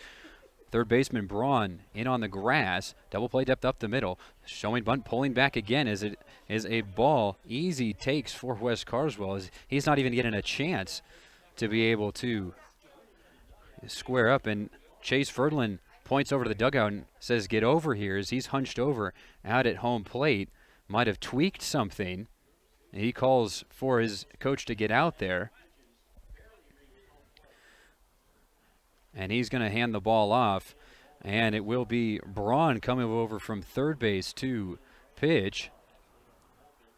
And we're going to take a break here when Braun gets loosened up as Ferdland will have to go over to the dugout. He gets picked up by his Falcons. It's a 5-4 lead. He leaves the game in the hands of Braun. The Gems have a runner on. It's a 2-0 count for Wes Carswell when we return. Tonight's broadcast is brought to you by Holiday Jewelry, family owned since 1975, setting the standard for quality and service in Klamath Falls community since the beginning. And Klamath Eye Center, your complete eye care center from comprehensive eye exams to surgery and even our optical dispensary. Without these sponsors, nothing is possible. Thank you. The Klamath Falls Gems would like to send their thanks to Russ, Spires and Pooley, LLP, Avista, Herald and News, and Henry's Roofing and Supply for sponsoring the 2016 season. Thank you so much. Taco Bell is proud to support the Klamath Falls Gems. Don't forget to take advantage of the free taco coupon on the back of your Klamath Falls Gems ticket stub. Everyone who comes out to a Klamath Falls Gems game this year can receive a free taco at one of Taco Bell's 2 locations in Klamath Falls. Once again, we'd like to thank Taco Bell for all their support of the Klamath Falls Gems.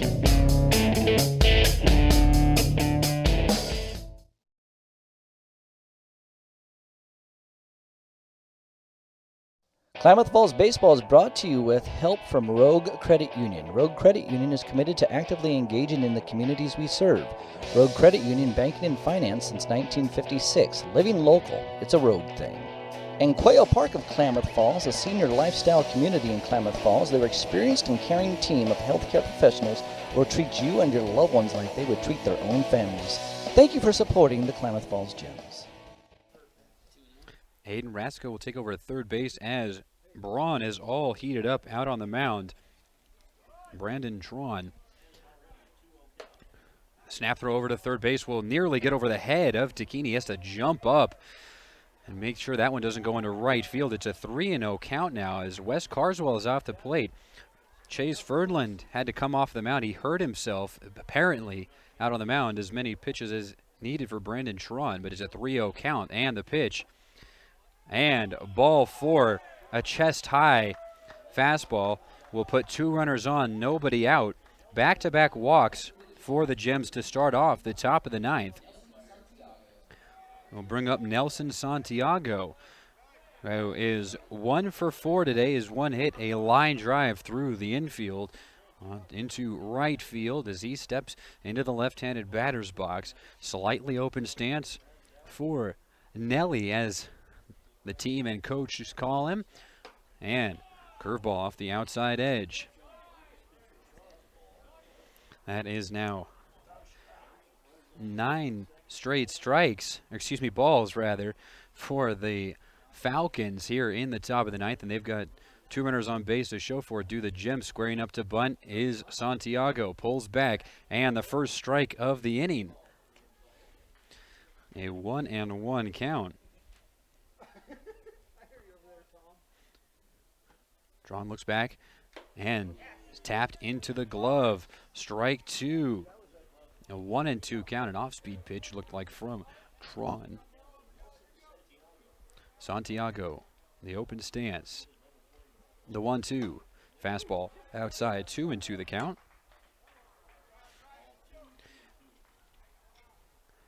Alex Alvarado giving the signs out to the base runners. It's Engman at second base, Carswell at first. Both of these guys with good speed. The 2-2 pitch, checking his swing. And a fastball off the outside edge, called strike 3. That is a pitcher's strike. First strikeout of the game for Tron. Nelson Santiago, the victim of a big, wide strike zone. It'll bring up Nick Hermes had a double his last at bat and into right center field. A double here could potentially tie the game and take the lead with both these guys with good speed. Fastball outside. 1-0 the count. This one will be pounced over to Tron from the catcher. Hamilton didn't quite field it correctly, but not enough to where Engman would even think about trying to break for third base. Hayden Raska re-entering the game. He's at third base. Poe at shortstop, keeping Engman close to the bag. The 1-0 pitch. Fastball up high on the outside half.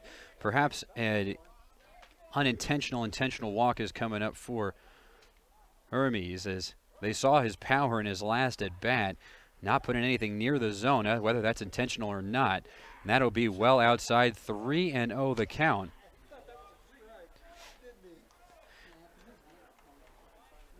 Carswell taking his lead at first base. Takini not covering the bag. Poe right behind Engman at shortstop.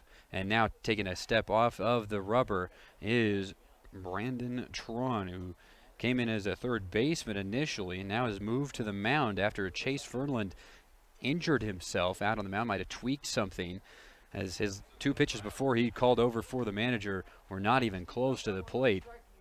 It's a 3-0 count now. 1 out, 2 runners on for the Gems. They trail the Falcons 5-4, and that is a 4-pitch walk to load the bases.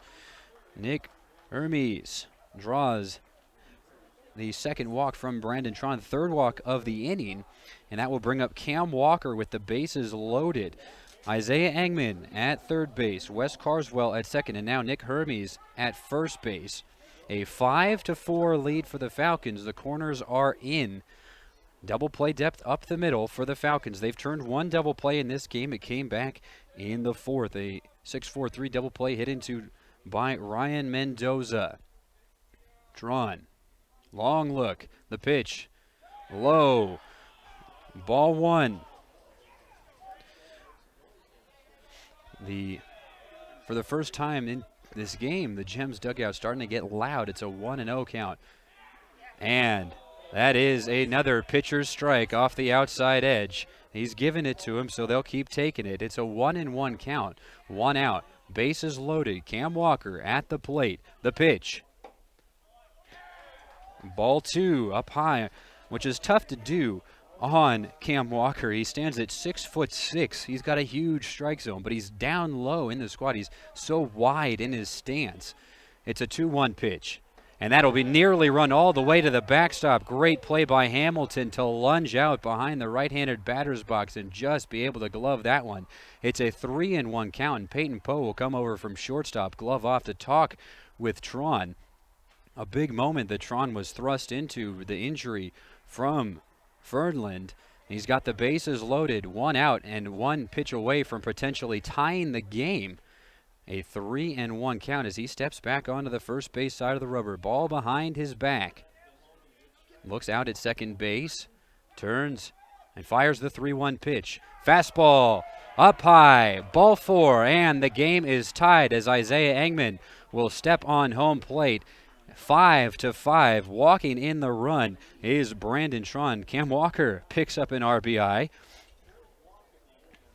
And Wes Carswell moves to third base. Nick Hermes to second as Cam Walker is aboard via the 4th walk of the inning. 3 by Tron, 1 by Fernland. That'll bring up number 19, Jacob Parrott.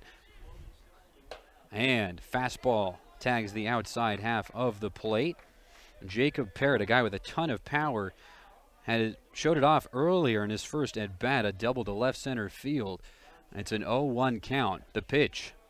And this will be check swing fouled off as Parrott tried to get back. That was a pitch high and inside and ended up going off the end of the bat over towards the on-deck circle for the Gems. It's an 0-2 count now for Jacob Parrott. He's got a chance to give the lead for the Gems for the first time tonight. The 0-2 pitch on its way.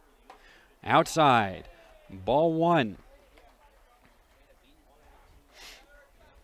A 1-2 count now for Jacob Parrott, the University of Oregon commit.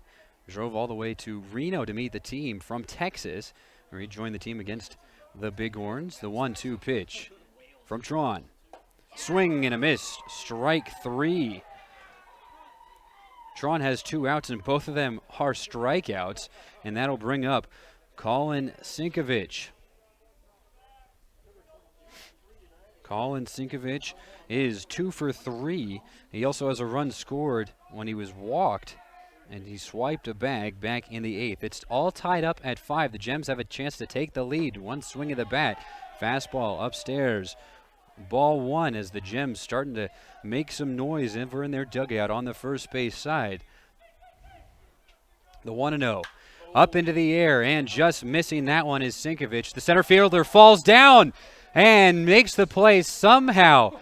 Hunter Rasica playing with fire out there. He fell down and somehow made the play. He's got a big smile on his face as he knows that one could have been disaster. It's a 5-5 game. The Gems leave the bases loaded, but they tie the game in the top of the 9th. We go to the bottom of the 9th, and the Falcons will bring up Chase Furland's spot. We'll see who goes in there, followed up by JT Overstreet and Blake Loney. It's all tied up at 5 here at Kiger Stadium. Tonight's broadcast is brought to you by Holiday Jewelry, family owned since 1975, setting the standard for quality and service in Klamath Falls community since the beginning. And Klamath Eye Center, your complete eye care center from comprehensive eye exams to surgery and even our optical dispensary. Without these sponsors, nothing is possible. Thank you. The Klamath Falls Gems would like to send their thanks to Russ, Spires and Pooley, LLP, Avista, Herald and News, and Henry's Roofing and Supply for sponsoring the 2016 season. Thank you so much. Taco Bell is proud to support the Klamath Falls Gems. Don't forget to take advantage of the free taco coupon on the back of your Klamath Falls Gems ticket stub. Everyone who comes out to a Klamath Falls Gems game this year can receive a free taco at one of Taco Bell's 2 locations in Klamath Falls. Once again, we'd like to thank Taco Bell for all their support of the Klamath Falls Gems.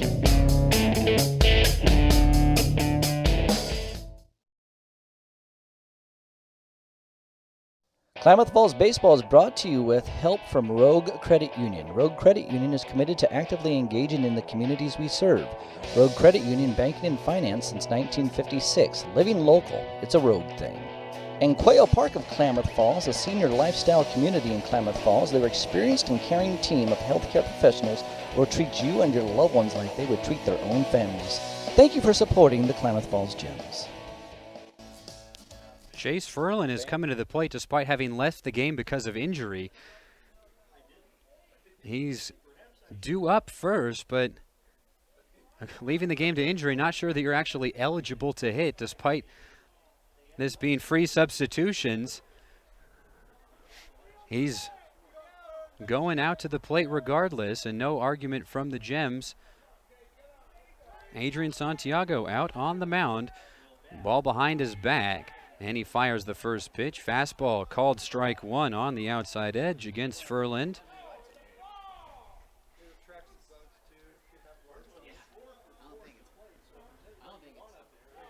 Furland Watches fastball low off the outside edge. Make it 1-1. He has reached base safely all 4 times. 3 singles and a double, and has driven in a pair of runs. He scored on a pass ball and a wild pitch, responsible for 2 of the 5 runs for the Falcons. A 5-5 tie into the air. Jam shot into center field. Engman will have to watch that drop in front of him. And it is a leadoff hit for Chase Ferland. He is now 5 for 5. And he is the potential winning run for the Falcons. A walk-off win if they can bring him home. It's number 17, JT Overstreet. Overstreet grounded out on the 3-6 put out, retiring Chase Ferland, a fielder's choice there.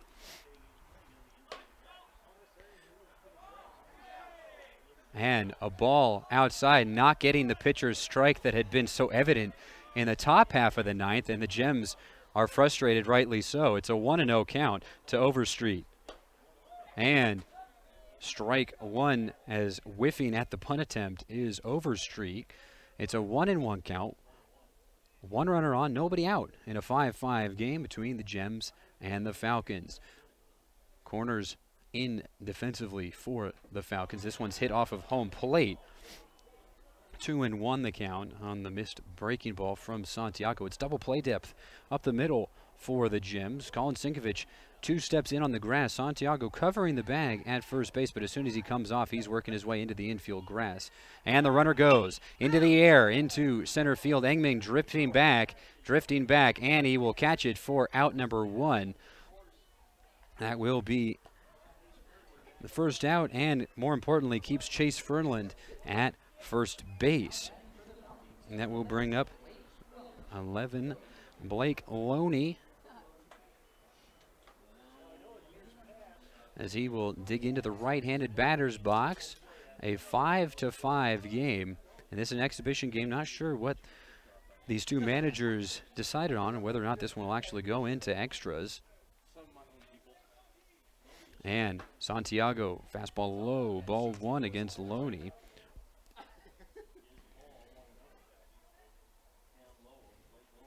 Ferland breaks for second base. This will be grounded over to the shortstop, Alvarado. And bouncing off of the fence, and Santiago is hurt over at first base. He slid trying to keep that one. Looks like he might have hyperextended his knee, but he's back up quickly. But initially, a lot of pain over for Nelson Santiago. Excuse me, that was Alvarado's replacement, McKee, with the error. E6 to allow Loney aboard, and moving over to third base is Chase Ferland. And so the walk-off win, very much a possibility for the Falcons. 90 feet away is Chase Ferland, who left the game due to injury from the mound, is at third base. A 5-5 tie, but the Falcons threatening to take this one from the Gems. At the plate, number 5, John Tacchini, the 14-year-old first baseman for the Falcons, can be the hero against a set of college players. It's double play depth up the middle. There is 1 out.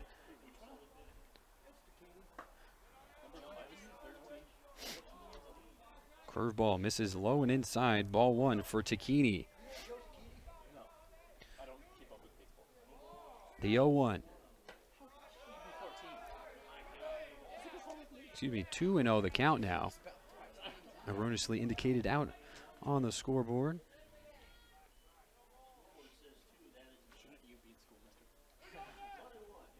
And that one's way out. And that will be a ball. It's a 3-0 count, as indicated by the home plate umpire. 3-0 the count. Runner at first, a runner at third, 1 out here in the bottom of the 9th. A 5-5 game. The Gems tied it in the top. And a called strike on the outside edge makes it a 3-1 count for John Tacchini, the 14-year-old.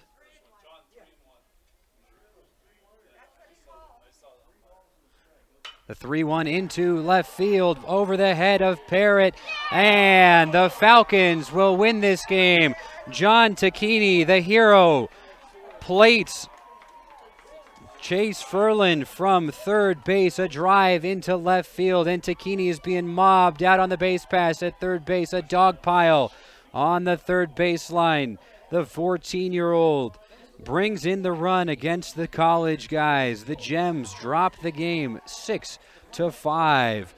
This one came down to the last inning as the Gems were able to battle all the way back from a 5-0 deficit, but the Falcons able to defeat the Gems 6-5. That is your final. Isaac Mitchum picks up the loss. Darren Brown, the winning pitcher, as the Klamath Falls Falcons defeat the Gems. We'll be right back with the postgame in a minute. Tonight's broadcast is brought to you by Holiday Jewelry, family owned since 1975, setting the standard for quality and service in Klamath Falls community since the beginning. And Klamath Eye Center, your complete eye care center, from comprehensive eye exams to surgery and even our optical dispensary. Without these sponsors, nothing is possible. Thank you.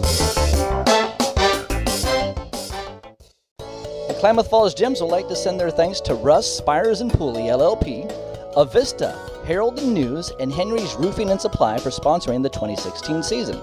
Thank you so much. Taco Bell is proud to support the Klamath Falls Gems. Don't forget to take advantage of the free taco coupon on the back of your Klamath Falls Gems ticket stub. Everyone who comes out to a Klamath Falls Gems game this year can receive a free taco at one of Taco Bell's 2 locations in Klamath Falls.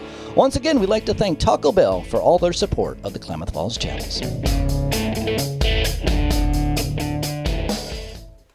Welcome back into the press box here at Kiger Stadium. Nick Winstead with the post-game show. It is a walk-off victory for the Klamath Falls Falcons off the bat of John Takini. He brings in Chase Ferland from third base. The victory, hard fought for the Falcons, that they had been ahead of the Gems 5-0. The Gems stormed back, able to tie the game in the top of the ninth, but the Falcons able to come away with the victory. The high school kids able to defeat the college Gems. A big win certainly for the Falcons, and the Gems showed a lot of heart in this one despite a shaky start really off to the game. The Falcons plated the first run of the game thanks in large part to 3 walks issued by Isaac Mitchum. He got into a groove after the third inning, but not before 2 runs scored in the bottom of the second for the Falcons. And with that momentum, the Falcons were able to use that fuel to the fire.